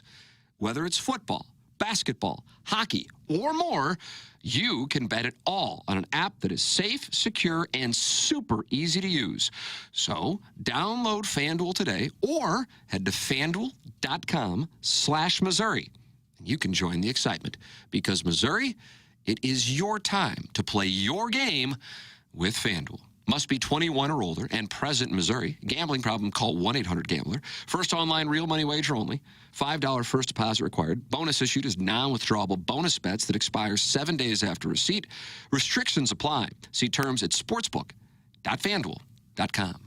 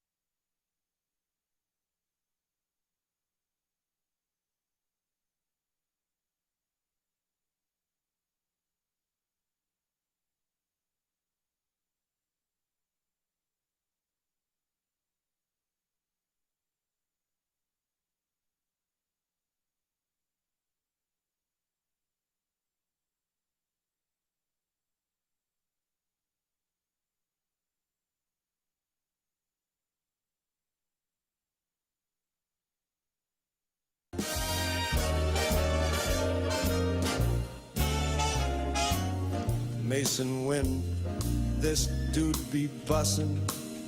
Opposing pitchers gonna have nothing. Jordan Walker finally coming round. This man child could be Cooperstown bound. Brendan Donnie, that boy is scrappy, always making the B-fib happy. Luke and Baker got legs like a trunk, always line drives, never in a funk. Well, Look out now. a little updated music for you. February 16th through the 20th, live from spring training. We'll get to know the fellas, Doug. That's what we'll do. Okay. Chance to hold them accountable, too. It's going to be hard to know who they are. So we've got a roster in our hands. I want to see Papers walk into that club. I'm looking for Dick Fitz, Richard Fitz.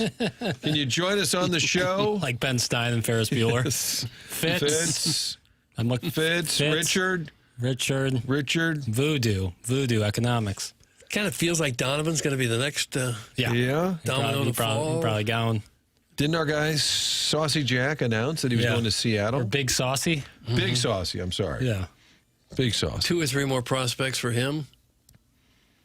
And then Arenado, I don't know what kind of prospects you're going to get there. Would that be about the end of it, do you think? I think these negotiations, both Sonny Gray and Wilson Contreras with Boston, the return in terms of what player they're willing to give you can be a little bit based on the money as well. Like, all right, we'll give you a little extra. Okay. Because if you're asking them to carry the freight in terms of the salary, I think they're less likely to give you. I think the Contreras deal, where you only give up $8 million, you save $33 million, and then you get 3 pitchers in return. It's not bad. I saw Doug, you said that one outlet gave them both an A. Mm-hmm.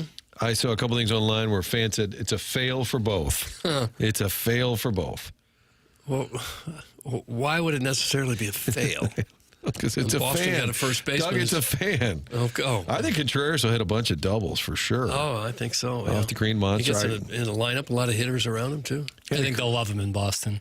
And because it's a huge media town for covering that team. I think they're going to love him. And he is candid. He can be really charismatic and emotional. Yeah, I mean, that town that love. That's if things go well for you. If things go well, they'll love you. Right. If you get off to a slow start, it can be a rough place to be. Yeah, kind of like Philly. They didn't even like Ted Williams that much. Yeah, Teddy ball game. Mm-hmm. But Contreras is fun. 80 RBIs last year. That was his career high. Really? Yeah. Oh. Look at that. Guys, one good thing about Tim being absent, his phone is not there. We don't have to hear every text that's sent in from Licks, Wacko, Henshin, or Steve. It's a Christmas gift to us all. It's from Professor Roy Hinckley. To be fair, it's not Tim's phone. No, that would it's not like he's personally getting a text. That text, in fact, wasn't accurate at all. It's like not even close. But we have not heard, just on the text line today, from the likes of Licks, Wacko, Henshin. Henshin's busy because there's a Monday Night Football game. My girl Bill. That's a good song right there. And then you get a little bit of a dichotomy. Mr. Sider, shut up, Pale. Mizzou going to get beat up. Sure. Next one, Paper should get a bonus. That's nice. from the mayor of Melville. Nice. Conflicting opinions. Right. Well, the Tigers can still get rolled, and then I get a bonus, right? Like, both things could be true. I think they're just saying the great job you're doing, right? Oh, but what if, I only get a bonus if Missouri wins? You decide you're not going to the game tonight? I'm probably not going, no. You're watching it with friends. Watch it with friends, yeah. I wonder if it's sold out.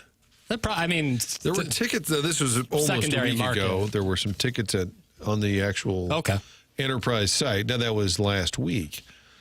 Guys, Peja's son is so hot he can fill it up. Peja Stojakovic's son, Andre Stojakovic. Tigers could be mesmerized by his beauty. That's from the Horny Banker. Missouri actually played Andre Stojakovic last season when he was with Cal Golden Bear. Missouri played them and got the win over Cal, but he was awesome. And I was frustrated that Missouri didn't go get him, and instead Illinois got him.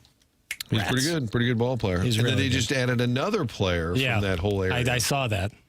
Can Missouri do that? Can we add some guys just willy-nilly? I'd like to do that. I don't know what's going on over there in that greater Croatia area, but Illinois has. They grow them tall over there. Mm-hmm. The men are really tall. When I was there on vacation once, one of the things that the tour guide said is, you might notice all the men here are really tall. Yeah. I started looking around. They're like 6'5", 6'6", everyone you see. Eastern Europeans, a lot of them, very tall. Did this start when the Bulls got Tony Kukoc? You think that's why Illinois is now bigger? Probably let that in. Now we have Texture Wars. Starfish Street said wrong.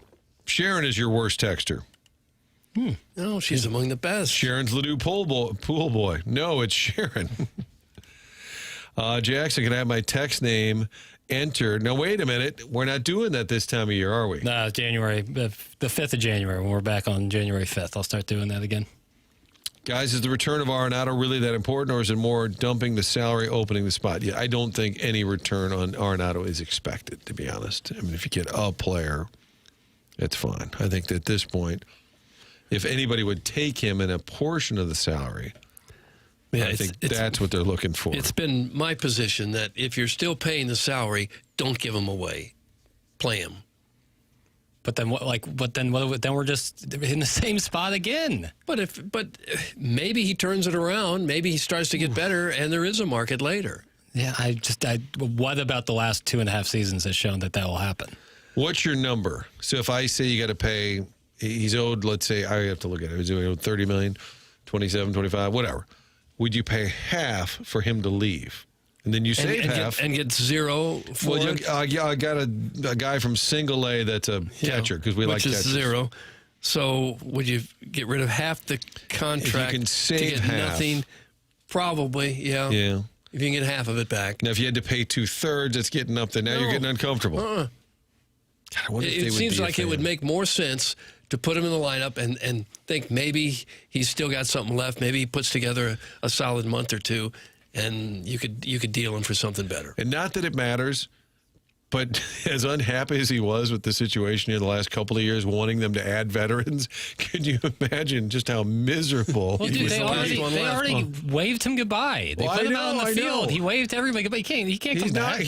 Don't get mad about it. No, I'm just saying, he's not coming back. Like they've already said. I know, but it's fun to think about. It would be. It's It'd a be 4-hour funny. show. It'd be funny. Don't get me wrong. It'd be funny. It would be funny if he's like, 2 years ago I asked them to add on and get some more veterans.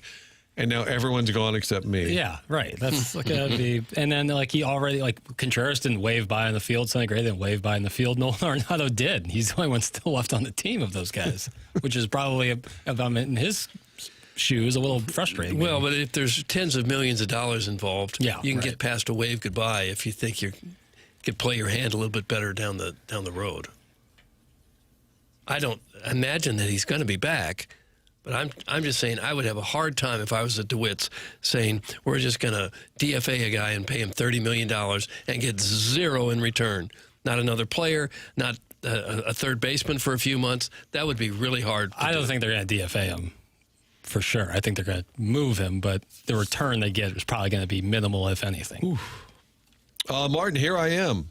Tim said he was forwarding all the messages to you into the old stump. That's from the Warson Woods Wacko. So he is out there, old Doug. Stump. They called you the old stump, Doug. That's not fair. I didn't mind it. I've gotten to the point where there's really nothing you can call me that I would be upset by. Don't give it any power. I don't think. No, I guess I shouldn't put that out there, but you can call Doug. Which one of you mokes do I pay to get my text read? And then the next one says, Pale has hit his stride this year. This year? Oh, nice. Pele Blanco with a shout-out to your work for all of the 2025 calendar. And what a year it's been. Guys, the worst texter is Master Bama. That's Harrison's brother. I'm assuming he's referring to Harrison's brother, Master, who I believe is he was at the Blues game in Florida on Saturday. It's a good game to be at. Blues winning 6-2 over the Florida Panthers, two-time defending Stanley Cup champions, and now tonight in Tampa to take on the Lightning. You heard our visit with Chris Kerber earlier about the spark they're getting from Jonathan Berggren. The key to the season. He was picked up less than a week ago from the Detroit Red Wings, and now he's scoring goals for the Note. Bennington in net tonight. Hofer got the win over the weekend. You asked Kerber if he could tell the difference when the college kids were in town with the crowd. Wouldn't it be more fun if the senior citizens were the ones that were really rowdy, yelling and screaming and climbing over the glass? Wouldn't that be hysterical? With their canes banging on the glass. Well, I've heard him reference that on the broadcast, saying, hey, it's the college break. That's when the college people start showing up, and how there's a different energy, and it's kind of rowdy maybe. And the Blues are back home on Saturday against Nashville. And then next Monday against Buffalo. Not to go full Douglas, Doug Vaughn. I'm not going to read the entire schedule. but well, we can't. I'm not against the schedule reading. I'm not against our friends, our title sponsor friends. That's Brown and Crouppen. And neither is Tim, and he's going to tell you about them presently. Brown and Crouppen is the presenting sponsor of the Morning After and has been for a long time, and we are thrilled to have them back for 2026. They are local. That is why you hear Terry Crouppen, Andy Crouppen, and Ed Herman in studio with us on Tuesdays because they are right here in the St. Louis area. They know the community. And if you are in need of a personal injury attorney, don't you want somebody who is local? That's Brown and Crouppen. Online at getbc.com or by calling 314-222-2222. Brown and Crouppen, a part of the St. Louis community. They value the St. Louis community, and you can always call for free any day, anytime, or Brown and Crouppen will come to you for free because they don't get paid unless you get paid. Brown and Crouppen online at getbc.com. Remember, the choice of a lawyer is an important decision and should not be based solely on advertisements. From the 618, I saw Doug at the hockey game the other day with that front row Kirkwood money. Yeah, you were at the game, sitting front and center. Yeah. It's hard to go and sit anywhere other than the front row now at this point once you become And that's when you wear extremely well-heeled. the sweater that says the Vaughn on the back of your jersey.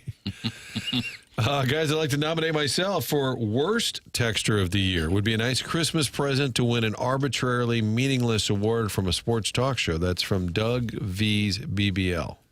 We've never had a Worst Texter award, have we? Yes, we have. We have? Mm-hmm. And who won it? You've done Worst Texter? Yeah, I feel like Harrison's Brother Master has won before. Yeah, we've definitely done Worst Texter before. Okay. Arbor Day is a 2-time Best Texter.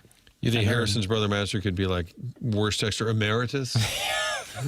Lifetime Achievement Award. Guys, I miss Tim. Will he be back this week, or must I suffer Timless until January 5th? There we go. Gone away. That would be from that one guy. He'll hear him on the Best Stuff shows. Yeah, you will. You just heard his voice a second ago. You're not Timless entirely. How about our Chicago Bulls? They're on a 2-game winning streak. That's from the Bulls fan, Greg. Big Tough says he saw me in the bathroom at the hockey game, and Stump is a very accurate nickname. Wow. How does that feel?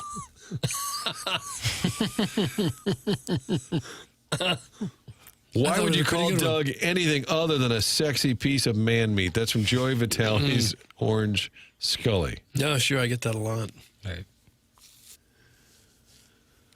All right. You know what else I get a lot is having the folks at Design Air come over to my house once a year at least to do the regular maintenance on my furnace. You should have that done too, especially if you have a gas furnace. Very important to keep it properly maintained. As so far, we haven't had a very tough winter, and the weather's supposed to be nice here all week, but don't sleep on that furnace. You never know when it might get really cold, and then you're going to wish that furnace is humming at 100% efficiency, and that's what the guys at Design Air can do. Seth Goldcamp and his crew have been around since 1904. Well, Seth hasn't been around since 1904. His family certainly has. 4th generation, family-owned business. They believe in honest work. You're never going to be sold something that you don't need. So whether you're dealing with the cold or the summer heat, they have got your back with dependable service and no pressure solutions. So visit designairservice.com and schedule your service today. You'll be happy that you did. Design Air is comfort you can count on since 1904, and it's also home of the handsome repairman. Maybe you'll get Larry the Silver Fox. I just don't know. You can get the bold and daring Adam. Whoever you get, whatever technician comes out, they've all been around with the company for many years. There's nothing you can throw at them that they haven't seen. They do fantastic work. They've been keeping St. Louis comfortable for 121 years now. That's designairservice.com. All right, I have a clarification for you, Papers. Jackson, can I please have my text name entered as Musburger Vaughn? Thank you in advance. Have a great show. Note the date, because I've tried for 2 months. Yeah, you got it.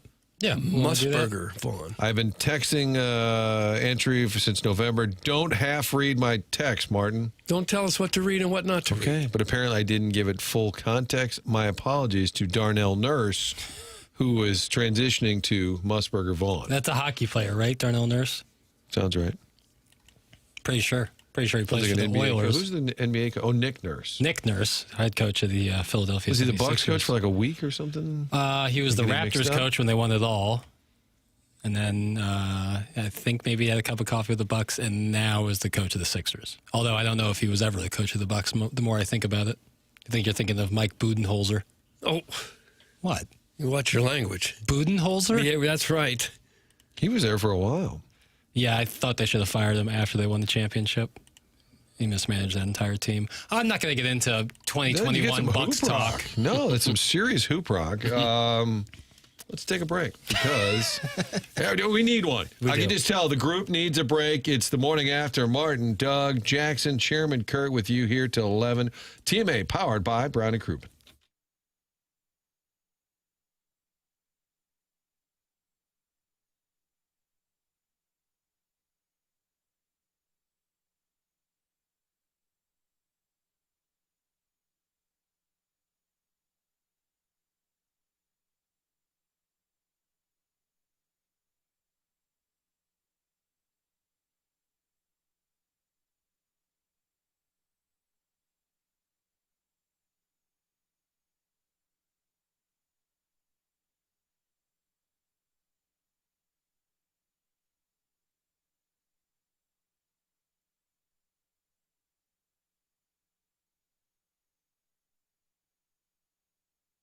Oh, the St. Louis Zoo debit card, something pretty cool that Together Credit Union rolled out this year, a partnership with the St. Louis Zoo, the zoo that takes care of 12,000 animals. They have over 450 different species, and there's a reason why Together Credit Union said, let's help these folks out.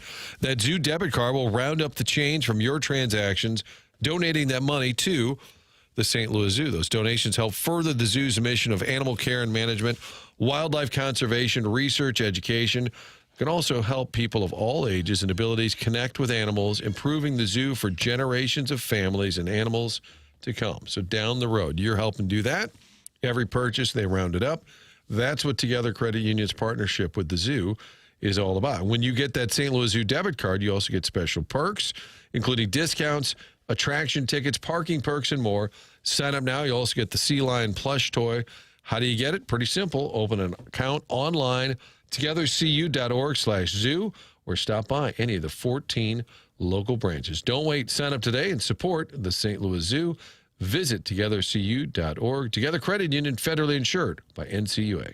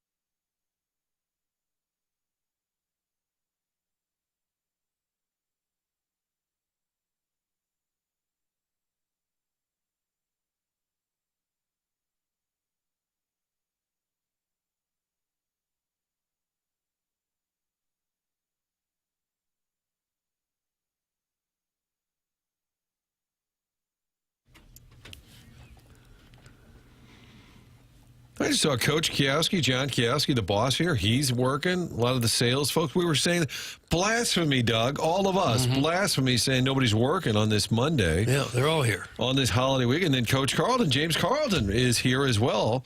Would have been an excused absence. It's the holidays. But no, he is here from Carlton State Farm Insurance. James, how are you? Well, good morning, everyone. Is this what Tim watches? It's a live stream of a forest with just some quiet, like zen-like music in the background. This is how Tim remains calm all day. It must be. Right. It must be. Are you remaining calm with this Braggin Rights game tonight to give Mizzou any shot? The expectations are low. The main thing is, are they going to win the cheerleading standoff? I mean, that's always the highlight. That is big. Yeah. Just hold them in the air. That one. Mizzou does well in that space, so I'm excited. In that space. Yes. They thrive there. I'm not trying to be provocative, but you're the perfect person to ask this question. And I actually was just thinking of this during the break. Was Mizzou always a basketball school? Like Kentucky's basketball school. You go through all these, Bama football, whatever. Is Mizzou now a football school? Yeah. And for decades, it was a basketball school. So I lived in St. Louis until 97. And then, I loved Mizzou basketball. Then I happened to move to Wichita, where obviously they're all KU fans. And that rivalry just was at its peak with Roy Williams and then, Norm and Quinn. And so then I moved to Texas. And then from Texas, I wanted to be in sports broadcasting, right, guys? I mean, that's the field you want your children always to pursue. Well, you made the perfect choice. So I went to Mizzou not knowing one single person, but their basketball team was preseason number 3 in 2003. Ricky Paulding, Arthur Johnson, Trayvon Bryant didn't even make the tournament. In fact, they didn't make the tournament my entire tenure at Mizzou. Oh, really? My. But, I got to see Brad Smith. I got to see Chase Daniels. So football kind of, took off. And that's really where my love of college football came from. It started at Nebraska game in 2003 when Brad Smith was just running all over the place. I think it was the first time they had beaten the Cornhuskers in like 27 years. One of you guys had to be covering that. Probably, but doesn't mean I remember it. It was raining. We all stormed the field. It was epic. It was great. 2003, right? Yes. When they finally beat Nebraska. So you were there for Quinn, but it was when things were sort of cooling off. Yes, exactly. Mizzou's had a couple really good years here and there, but they have never really found a coach that could replace Norm Stewart's consistency. That's fair. To be a huge winner every year, contending for a conference championship almost every year. Mike Anderson had a couple years in a row there where, they played a unique style of basketball, and it was exciting. It didn't always work, but, what they did in Memphis, what was that, 08, 09-ish? And the Sweet Six just drummed Memphis and John Calipari. Went to the Elite 8 in 2009? That's what it was then, 2009. So, there were moments when Mike Anderson's system was working.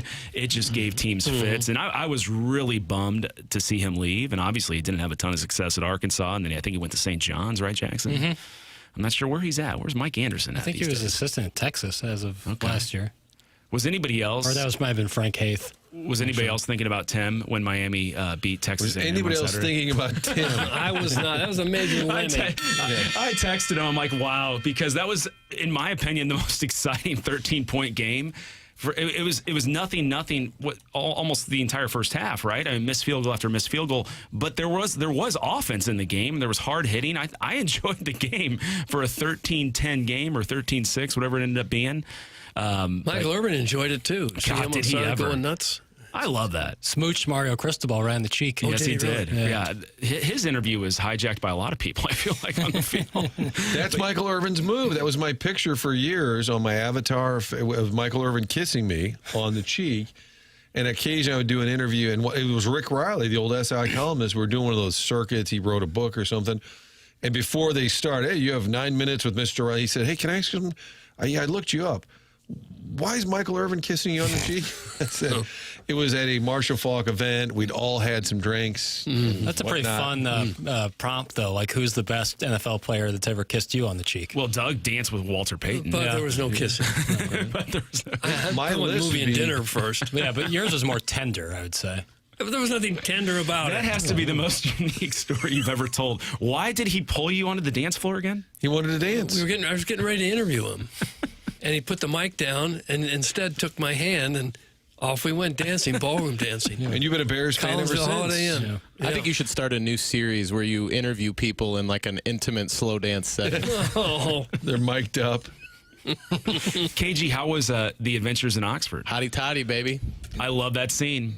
It's a lot of fun down there. I was talking to a buddy last night. I don't often look back and want to like change things about my life, and I don't necessarily want to here. But I thought, man, that would have been a fun place to go spend 4 years. Yeah, certainly on game days. I've heard it said that Ole Miss is a place where you go and nobody graduates.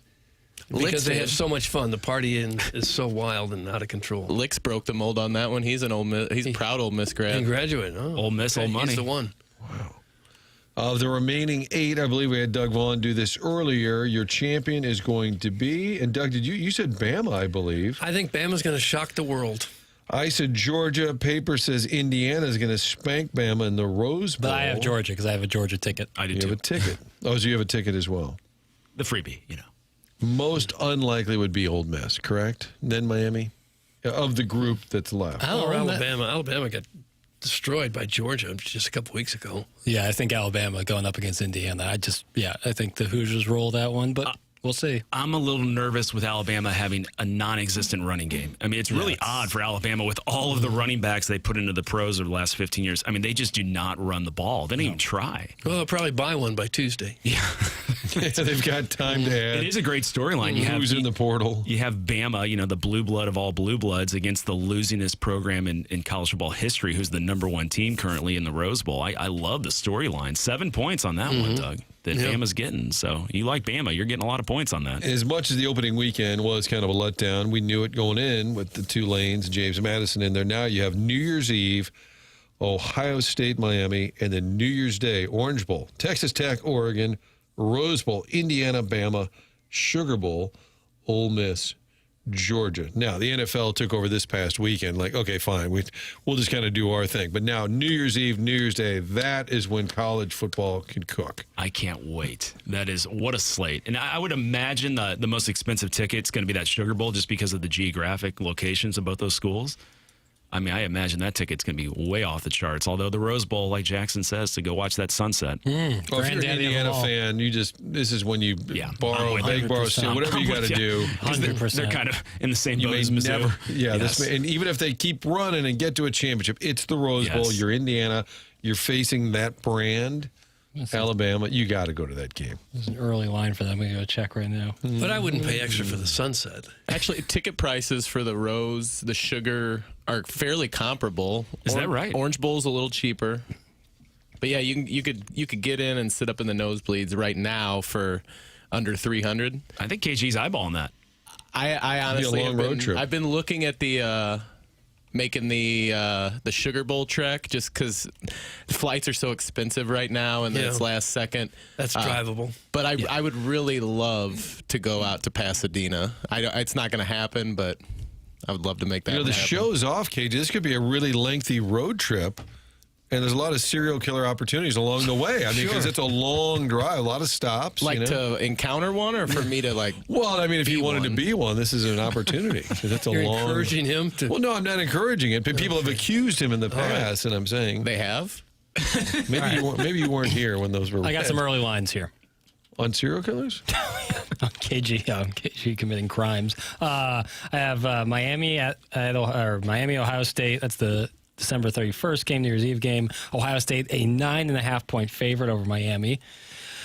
Oregon is a 1.5-point favorite over Texas Tech. Indiana, 6.5-point favorite over Alabama. And Georgia, also a 6.5-point favorite over Ole Miss. There it is. From papers. That was a physical game Miami played. Yeah, they sure did. But they have a lot of time off. We'll see if they can recover. But my God, were there some hard hits in that game. Yeah. Malachi Tony's so good. So KG, I mean, is it comparable environments in Columbus last year, Oxford this year? I mean, obviously a smaller stadium, but do you have a preference on which one? Well, last year I got into Columbus right before the game started, so I really didn't get a chance to take in the environment. It was really cold that day, too. It was freezing. That's when Tennessee warmed up with all their shirts off and then got beat by 100. Yeah, but I spent the night in Memphis on Friday, got up early, and spent the whole day in Oxford. And, with the weather and just the Southern hospitality, I had a more enjoyable experience this year, but...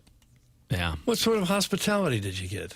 I personally didn't get any. I mean, if I was, you observed. Yeah. If I was a drinking man, I'm sure somebody would have offered me something. They seem very hospitable on the Grove, But I did a lot of people watching. I like to take it all in. I think you're more interested in the atmosphere than the game, right? Kind of the setting. No, I would disagree. I'm the opposite. Wow, I think take that, Martin. Wow, I guess you're kind of an expert on you, so I can't really speak for you. I read that wrong. We've worked together for a little over a year now. If you I'm ever new take here. a chance to get to know me a little bit. I read back to you the whole show. I read that wrong because I thought he was all about the setting, the atmosphere, based on how it's described. No, I like them both, but you know what? Actually, you may be right. Now you're arguing with yourself again. Because I was sitting there and I was so jealous of the Ole Miss people that they were getting to take all that in. I was happy for them after the year they've had with going through all the stuff with Lane. But if that ever comes to Columbia, we are in for a treat because that environment is. Yeah, I've gone to World Series, Stanley Cup games. That environment in the air is just something else. And Mizzou goes to Ole Miss next year. Is that correct? Yeah. Right. So here we go. There it is. We'll do the show from the Grove next on that Friday. It's a very unique tailgating spot. The hospitality I experienced when I was down there is they were roasting a full pig, and they let me turn it. So, I mean, that's the kind of hospitality. And you're more of a fan of the game than the atmosphere, if I'm reading you correctly, Carlton. I don't know. If I'm going, I got that one on, too. If I'm traveling to one of these SEC stadiums, I mean, you're going for it to soak in the atmosphere. And I would say the most unique one from a negative standpoint, if that's the right term, would be LSU. That was a little bit more hostile than Oxford. They're a little bit more laid back there. In LSU, that Death Valley at night is quite the intimidating environment as a visitor. How does Mizzou's atmosphere I think it was with really some of good these this other year. big schools? Yeah, I mean, obviously smaller stadium. I feel like that Alabama game was the best atmosphere I'd seen in Columbia as long as I can remember. I've been in the same spot there in the stadium since at least 2012, and there were some dark days in between there. But yeah, and with that stadium being enclosed, I really do think that's going to have an impact on the sound at the noise level. When Missouri recovered that fumble to start the second half for Alabama, that was about as loud as I've heard Furrow in a long, long time. Yeah, so I mean, was rocking. I think Mizzou's going the right direction. I don't think you need to expand stadium capacity. You probably need to shrink it. I think fewer and fewer people are going to go to the games, particularly after their increase in ticket prices this past week. But I think it's going to be a perfect environment, and they have a pretty good setup from a tailgating perspective. Doug, you've been down there so many times. Yeah. I mean, plenty of space. I mean, I think it's on par with most schools. There's some unique ones, and LSU is certainly right up there. Oxford, again, one of the others. And season tickets went up about $1,000. Well, it was the donation requirement that went up so significantly. Like if you actually break down the ticket price, not that big of an increase. I think it's less than 10%. But the donation amount required to get your ticket, that went up pretty considerably. I haven't paid it, nor have I really done the percentages. On your seat, right? I mean, probably mine aren't great. I'm in the meat and potatoes section. Meat and potatoes. That's James Carlton, Carlton Insurance, CarltonInsurance.net. Rates have been low of late. Coach is here with us on Monday. You get a couple of weeks off, though. We'll see you 2 weeks from today. That's right. Well, you guys enjoy your holidays and cheers, and here's to 2026. You as well, James. You as well. Cheers to you, That's our guy. He's always fun, always festive. That's James Carlton, CarltonInsurance.net.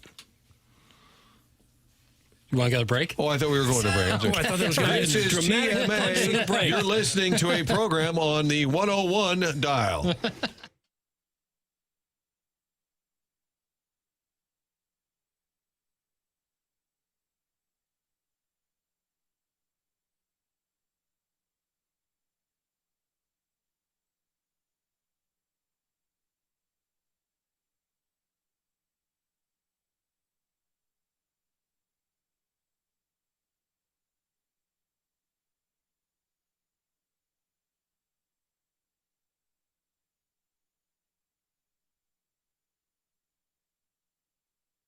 If you haven't seen the jewelry department at Decor Interiors and Jewelry, you're missing out on the most magnificent selections of diamond jewelry that St. Louis has ever seen. When Joe Fredlick and his buyers go to market, they look for the most unique pieces at affordable prices. I went out to Decor Jewelry at Olive and 141, got a chance to talk with Joe and his staff. They have worked together for years. They are really fun and friendly people, and you will be comfortable when you go into Decor Jewelry. Online at decor-jewelry.com, or go in and see them at Olive and 141. If you're looking to get engaged, they have an entire room filled with beautiful engagement rings. It's decor-jewelry.com, or you can visit them in person at Olive and 141. Decor, always unique, always affordable.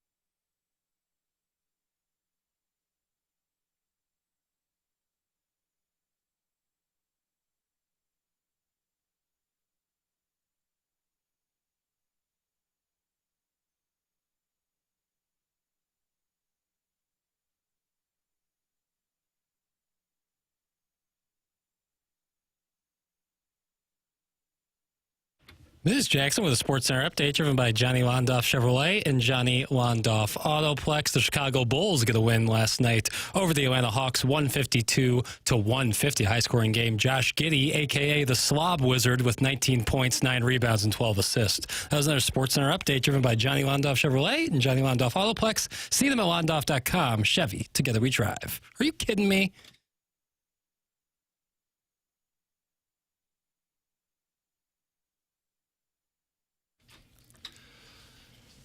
10 o'clock hour here on TMA, the morning after. Martin, Doug, Jackson, Chairman Kerr with you. Tim's out the rest of this week. We've got the best of coming your way starting next week. Saw the news last week. My guy, Pierre Desir, former NFL cornerback, pride of Lindenwood, Howell Central. I got to get it right. Howell Central. Yeah. Now the head coach at Lutheran High School. Pierre, in studio with us. Pierre, how are you, my man? I'm doing great. Appreciate you having me. Making the plunge, head coach, right? Tell us about the move. Yeah, man, I think it was about time. I've been, mentoring and, with my travel team, coaching the youth. So I thought it was just about time to get into the high school coaching position. How has that been for you? Enjoying that? It's a lot of work, probably. Yeah, it is a lot of work. I mean, I think, thankfully, the community has embraced me, and they reached out, and everyone's excited. So I'm just, excited to get to that next step going and getting to meet the guys, meet the players, and getting things rolling. You work with a lot of the younger players, and so now we're starting to see it at the NFL level. You flip on the game. Oh, hey, there's Jamison Williams. Hey, there's Kyron Williams. Hey, there's Burden. There's all over the place. Has something happened, do you think, in the last 10 years or so where, it just seems like more St. Louis kids are making it to the league? Absolutely. I mean, there's so many great athletes in St. Louis, and I think it's just great to see, there's more representation of athletes from St. Louis and playing in the NFL. But I think it's more to come. I think it's just this is just a start. What's the biggest fear you have going? Is it the parent involvement? We always hear we always hear stories. Yeah. My son's not playing enough, or what were you thinking on that play call? Or even Jeremy Macklin played at a high level. I'm sure gets some of that over at Kirkwood. Yeah, I think for me, as long as I keep that communication open with the parents and understand the reason why I'm doing certain things, that you're going to get the certain parents like, hey, my kid should play or whatever. But I think I build that trust with the parents, and they'll trust me with the call or making sure that I put their kid in the best position to be successful. So communication and trust is going to be very important to get the parents on my side when I make a questionable call. And we've told your story over the years, but you go from Lindenwood to the NFL. That's not all that common. Before that, you were playing at Washburn, who were the Ichabods, I believe. Is that the Ichabod? Yeah. The only Ichabods, got to be. You got a great story to tell kids, though, in terms of pursuing their dream. Not that they're going to make it to the NFL and get some big contracts, but maybe just whatever that dream is, you're a great example of, hey, man, you can do it. Absolutely. I think just my story itself, I'm able to resonate with so many of the youth and just diversity that they may experience going through high school into college. And so I'll try to share my experience with them as much as possible in my stories and how I can help them achieve their dream, whether it's, playing college ball or going to that next level. I'm here to help them and try to get them to that next level that they want to achieve. And your story started when you were born in Haiti. Yes, sir. And at age 4, you moved here. How did your parents wind up in St. Louis? Yeah, I mean, we were with this missionary group, and it was about 20 to 30 families, and they helped us get over, everyone settled, get jobs, get housing, and they really just poured into the families in Haiti to try to get them, a fresh life. Because back in the 90s, there was a lot of issues, government, and a lot of violence. So the missionary group helped, and they were St. Louis based, and they helped us and a lot of other families, and we're just very grateful for that opportunity. Your parents must have thrived here. Yeah. I mean, they got myself and my siblings, 5 of us, through college.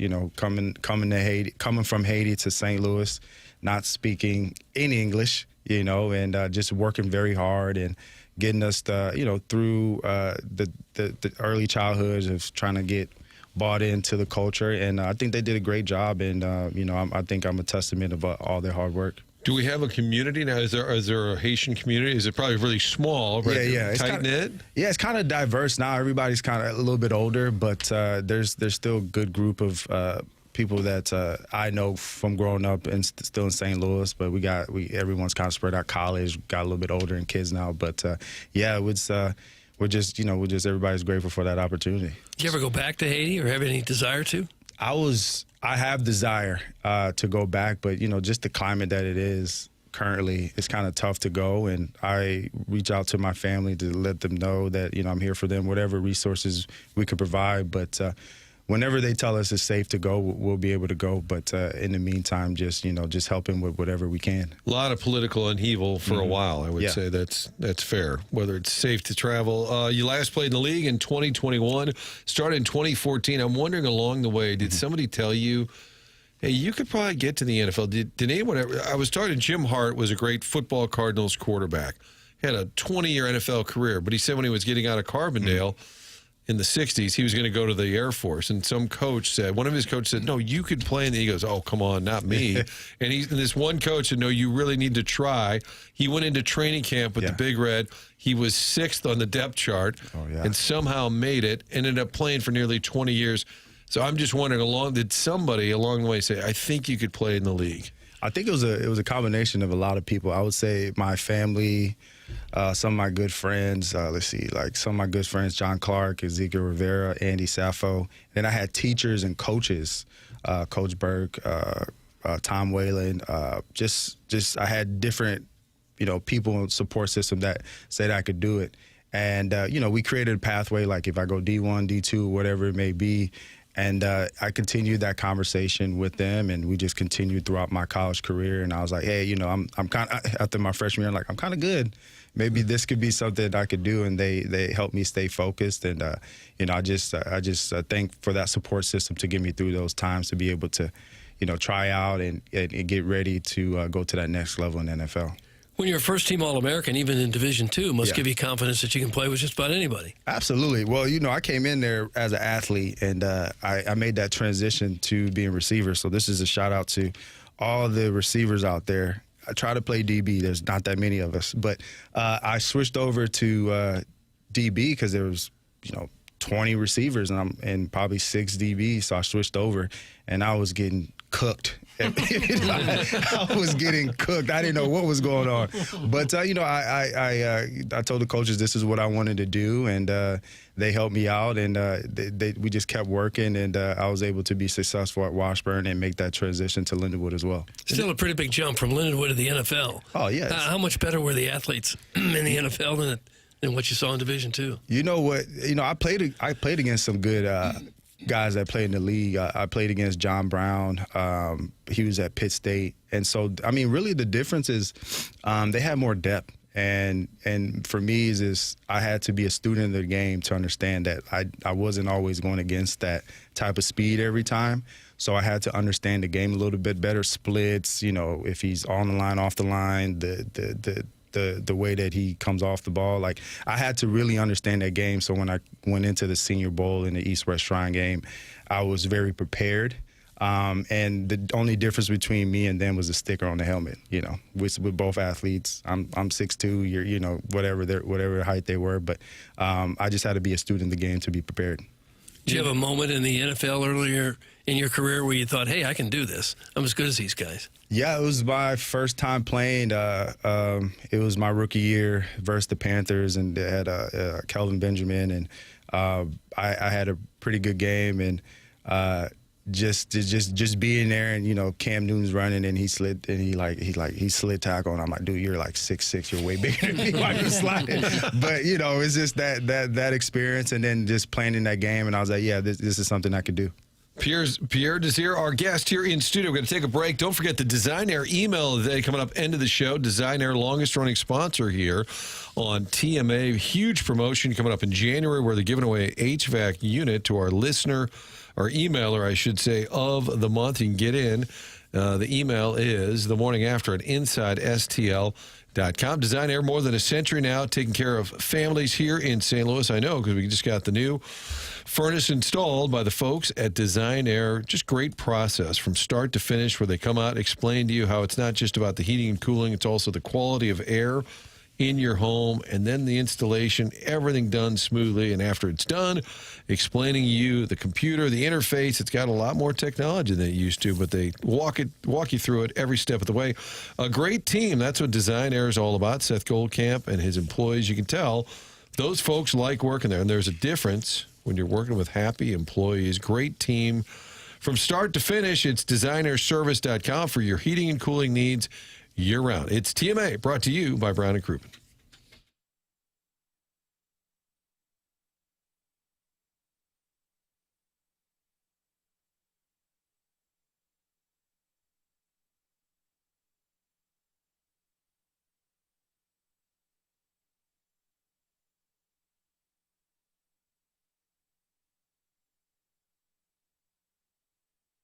It's really a year-round thing, but you can especially see it right now at the Village Bar. People getting together, hanging out with friends and family for the holidays. The games are always on. Blues game tonight. Stop by, hang out, get the cheeseburger, the fries, everything on them, and the wings, even the salad. Love the salads at Village Bar. Everybody says I'm lying, but it's true. Village Bar has been in Des Peres forever, and along the way, that barn out back became home to 1879 Distilling. You can see their story online at 1879distilling.com. Tasting room has been open in December on Saturdays from noon to 5. That's a great little secret there. Just to the east end of the Village Bar is the tasting room. 1879 Distilling, making these small batch premium liquors like Red Barn Vodka. 1879 Rye. There is a difference. Ask for it next time you're up at the Village Bar. And then get a tour on those Saturdays when the tasting room is open. It's all about quality, a little bit of nostalgia, too, with the St. Louis distilling history. Find out more online and stop by. Ask for it by name. It's 1879 Distilling, St. Louis, Missouri.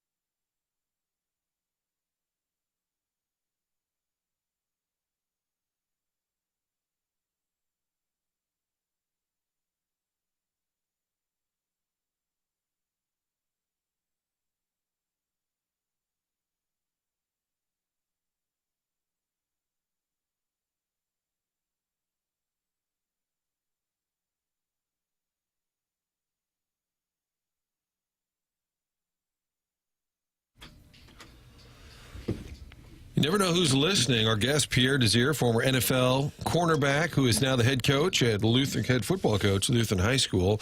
Guys, I went to high school with Pierre. I remember him dunking basketballs at a pep rally. This guy could hoop rock as well from the 6'3". Does that sound familiar, Pierre? Absolutely. Oh, Absolutely. really? Throwing it down? Yeah, man. Did you play basketball in high school? I did. I stopped my senior year. I mean, I think Sissel, I'm not sure he's there anymore, but yeah, my tryout was I just came in there, I dunked the ball, and then I walked out. That was my tryout. That was a tryout? That was it. Because we was in playoffs and for football, and I was like, I still want to try out, and I just came in there. I was like, hey, I'm just gonna do this, and I'm gonna go lift some weights real quick. Wow, so, yeah. Is that like a mic drop? You said you're on? I think I made it. The club. Yeah, I made the cut.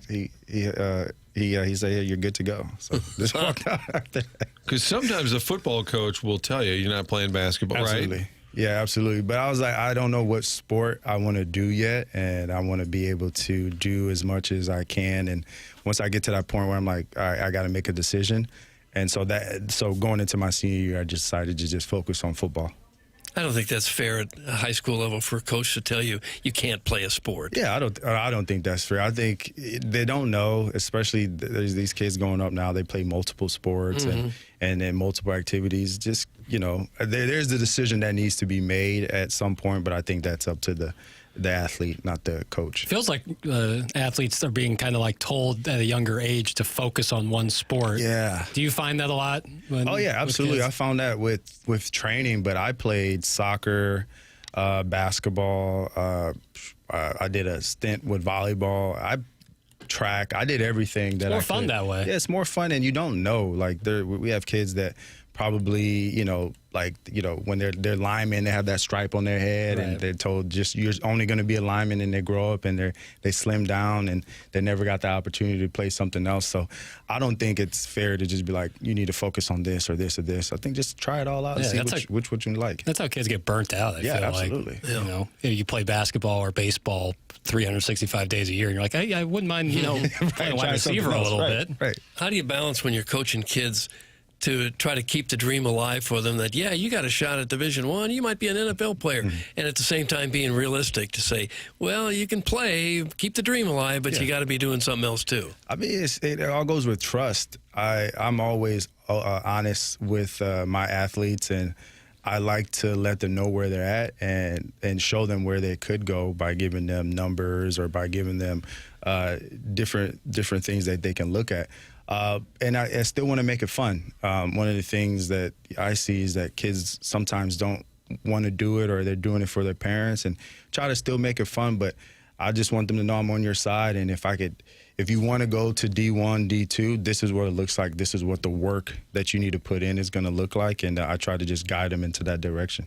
From the 3 and 4, way to rep the FHC Spartans, Pierre. He also said Castle is gone, or Sissel. Sissel is gone. Shout out to Lutheran High, bring us back to the promised land from the 636. Arlen Harris, another former NFL player, was the coach there and had some success. Won a state title, right? Yeah, absolutely. In dramatic fashion, I believe. Yeah. They went for like 2 at the end of the game, something crazy like that. Guys, good interview, great story of Pierre. Thanks from the 618. And then somebody else wants to know, how is his French? Do you speak French? I speak Creole, un parle un petit Creole, but it's okay. I speak enough to know when someone's talking about me and when someone's talking good or bad. So, I try to keep it going. But when I was 4, I was helping my parents learn English. But we still do it. Mainly me and my mom. So we keep it between us. But I still speak some French, some Creole. You probably picked up English pretty quick when you were 4. Yeah, very quickly. Yeah. Very quickly. But it was still, there's still some things that confuse me a little bit, like there, and there, and stuff like that, It seems like you've pretty much got it down packed. I got it down packed. I got it down packed now. But at the beginning, I was like, man, it's so confusing. Your Colts are on Monday Night Football tonight. Indianapolis hosting the 49ers. That was your lengthiest run. Mike Tyson has joined us. Yeah, what happened there? But you had a good run in Indianapolis with the Colts. Yeah. Do you still have friends up there? Do you follow the Colts? Absolutely. Kenny Moore, Zaire. I try to follow a lot of them. Even friends that went from the Colts and went on to other places. I'm still rooting for them, and I'm praying for a healthy and season for them, that they could go into the playoffs and be successful. I see you're still only 35, right? You think you could still get it done? I can still get it done. I tell my kids that all the time. You know, I still use it. I'm out in the treadmill running. I'm out there, you know, going against them. So, I mean, hey, only playoffs, though. I'm trying to do what Philip does. Just come in playoff time. Yeah, it's more fun that way. Get a couple weeks in, and then, you know, call it a day. When you were with the Colts, was that still Luck? Was he? I'm trying to think when he stepped away. Yeah, that was Luck. You know, that time where you know, that whole controversy on the sideline. That was during preseason, and we had Jacoby still, and then Luck announced that he retired after the year where we were in the playoffs. So I played with Luck for a couple years. Well, it's a pretty crazy run for a franchise to go from Peyton Manning to Andrew Luck. You know, you can tell the franchises that are good. Yeah, like Brett Favre to Aaron Rodgers. Right, like 30 years of two quarterbacks. And that's kind of, you can tell in the NFL, if you got the coach and you got the quarterback. Absolutely. How about favorite moment in the league? A couple of big ones. I love the story Cam Newton sliding on you, and you're like, really, dude? You're 6'6". Are there a couple of favorite moments for you that stood out? First pick, anything along those lines? Yeah, I would say my first interception against the Pittsburgh Steelers, Big Ben. It was he threw just a fly route, and we knew he was going to do it anyway, so I kind of already opened up and just ran to the ball.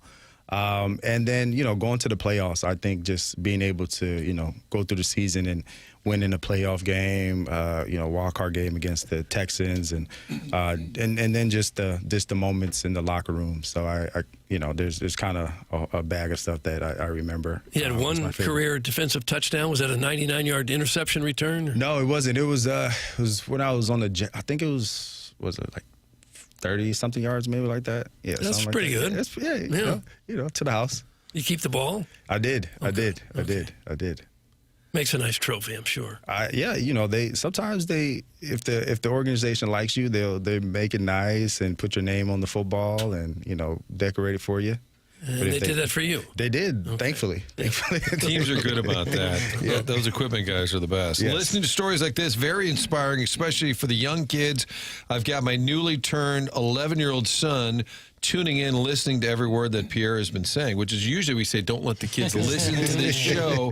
However, in this case, that is the correct answer. Pierre Desir, the new head coach at Lutheran High School, NFL alum. Always great to see you, my man. Thanks for stopping by. I appreciate it. Thanks for having me. Thanks for being our guy, Pierre Desir. You know what I say, Doug? Friends of the ours is the show. What? Ours is the type of presentation where friends feel they can drop in at any time. And they can. Kind of like Mike Francesa. Just stop by. Sure. And see Big Mike. All right. It's TMA brought to you by Brown and Crouppen.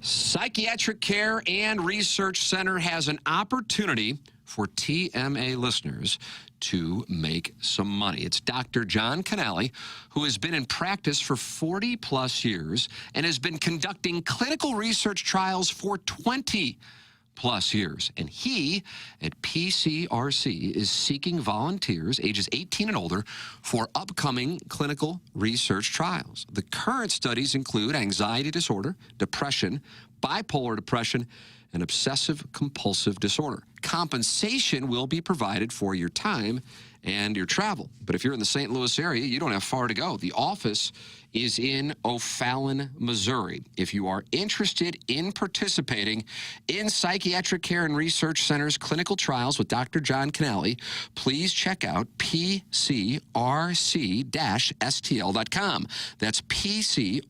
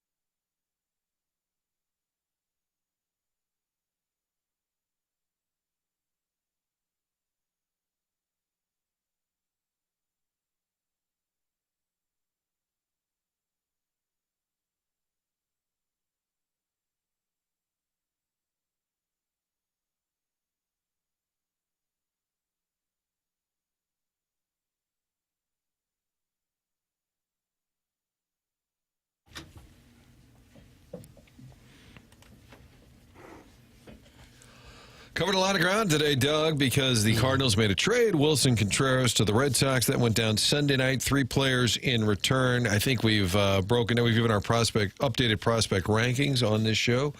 We think this Fajardo guy is a keeper. Blues, Lightning tonight, 5 o'clock pregame on 101. They're coming off the big win over the Florida Panthers over the weekend. We talked to Chris Kerber.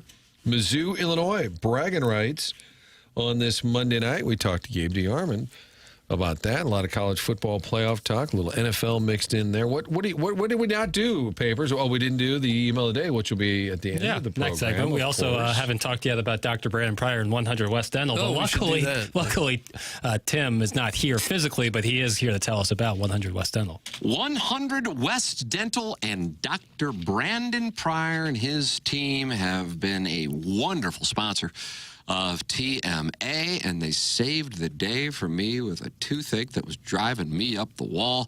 Can't recommend 100westdental.com enough. Online at 100westdental.com or by calling 636-585-0100. But no phone calls needed to get in. Just check the calendar online for availability and book right then and there. It's 100westdental.com. Located on Manchester in Baldwin. No dental insurance, no problem. The membership plan aids in the cost of dental work for those who do not have dental insurance.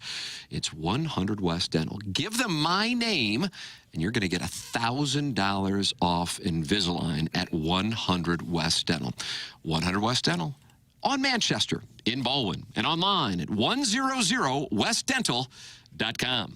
Tim checking in with us. He's out Monday through Wednesday. We are here, though, for the next couple of days where, if you want to stop by, Doug, and just bring gifts, that's fine. Just whatever you think. That would be nice. Yeah, sure. If we were to exit the studio, there'd be just a mountain of presents there for us. Right. I don't think it's too much to ask either. Some pretzels. You want some pretzels I would this like holiday pretzels. season? Yes. I would do a little text audit. Sometimes I miss texts throughout the day. There's so many that come in. The Warson Woods Wacko said that the Rose Bowl is a dump. I had not heard that. Maybe the actual facility. It's pretty old. Yeah, so like the bathroom or the concourse, but still the setting. Right, and the weather in Pasadena in late December, early January, pretty great. Mm-hmm. Although it's pretty great around here. Pretty nice here when it's 70 degrees on Christmas. That's crazy.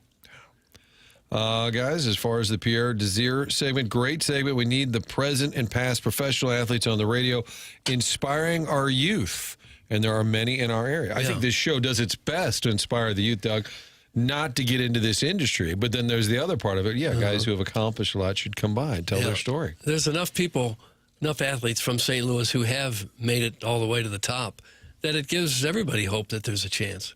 Even our guy, Isaiah Williams, who was a quarterback in Illinois, became a receiver, and now he's a return specialist for the New York Jets. Yeah. And then our guy, Ryan Kalkbrenner's playing well in the NBA. And Ledoux's got one of the best punters in the NFL. Jack Fox, shout out to him. Shout out Ledoux. Yeah, and then there's us. Yeah, we didn't quite make it, did we? The ones left behind. Well, that was coaching. That wasn't us. That was right. The coaches. Politics and all that. Right. Play. Yeah, so that really hurt Certainly us. not a lack of talent. BK Ferrari coming up top of the hour. Between now and then, we got a little business to take care of. We'll do that next. It's the Design Air email of the day.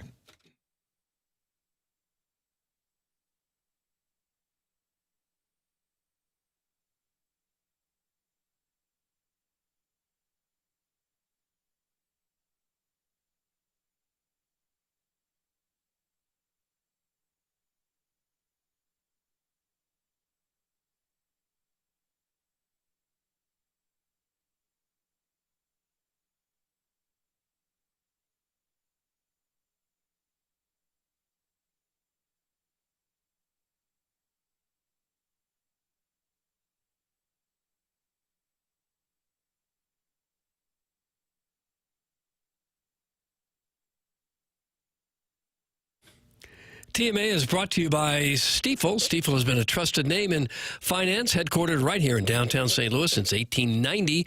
So what does Stifel do exactly? Pretty much everything money-related. Wealth management? Check. Banking through Stifel Bank? Yep. You own a business? Well, they've got a full-service investment bank for that, too. Basically, if it involves finance, Stifel has a solution for you.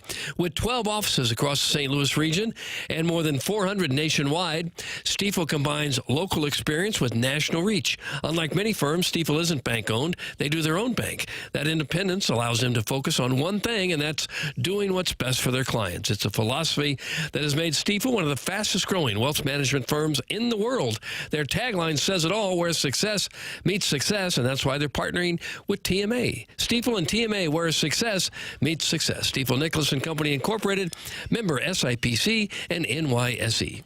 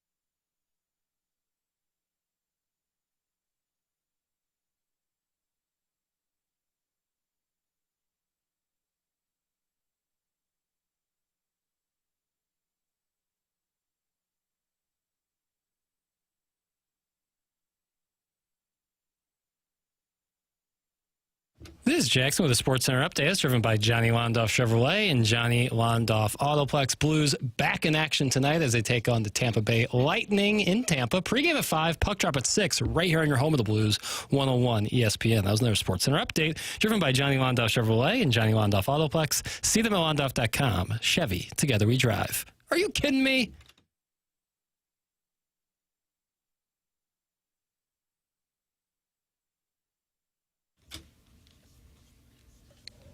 What a show, Doug. A lot of people are saying it's one of the best we've ever done. Best ever? That's what I'm hearing. Yeah.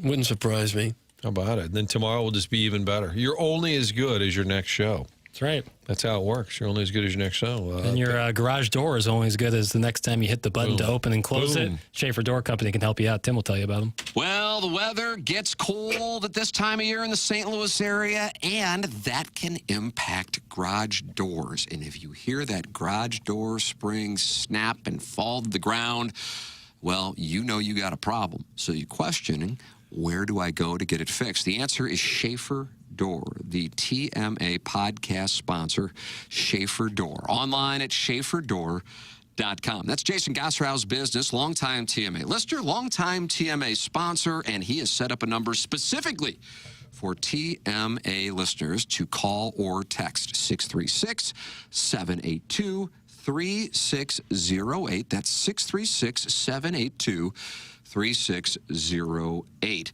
Online at SchaeferDoor.com. They service all kinds of garage doors for both service and new installation. They service commercial doors as well. It's Schaefer Door Company. Online at SchaeferDoor.com. Schaefer Door, a CHI overhead door dealer. Papers, we did not do fun with audio. We'll carry that over. We'll carry it over. We'll clean the till. Is that what we'll do? We'll check the till. Yeah. We'll have things that are under construction. That's all tomorrow, but we also have not taken care of the email of the day, the Design Air email of the day. All right, here we go, fellas. Okay. Here we go. I got them right here in front of me. All right, good. Okay. Yeah, Okay, fine. All right, I got them. I like when you guys did that last week. All right, well, valiant effort today, boys. But this show was off the rails right from the theme song into you don't have to have a good host, a good show to have a good time. Oh, yeah. The Bee Gees versus Nickelback analysis was solid sports radio, though.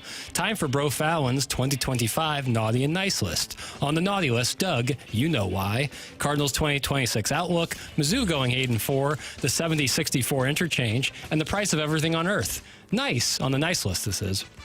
Papers escalating his game to a new level, SLU basketball, downtown revitalization, and sometime by 2027, a 6-lane I-70 that'll immediately need more lanes. Not to take it into negative town, but Cards baseball might not be good until the 2030s.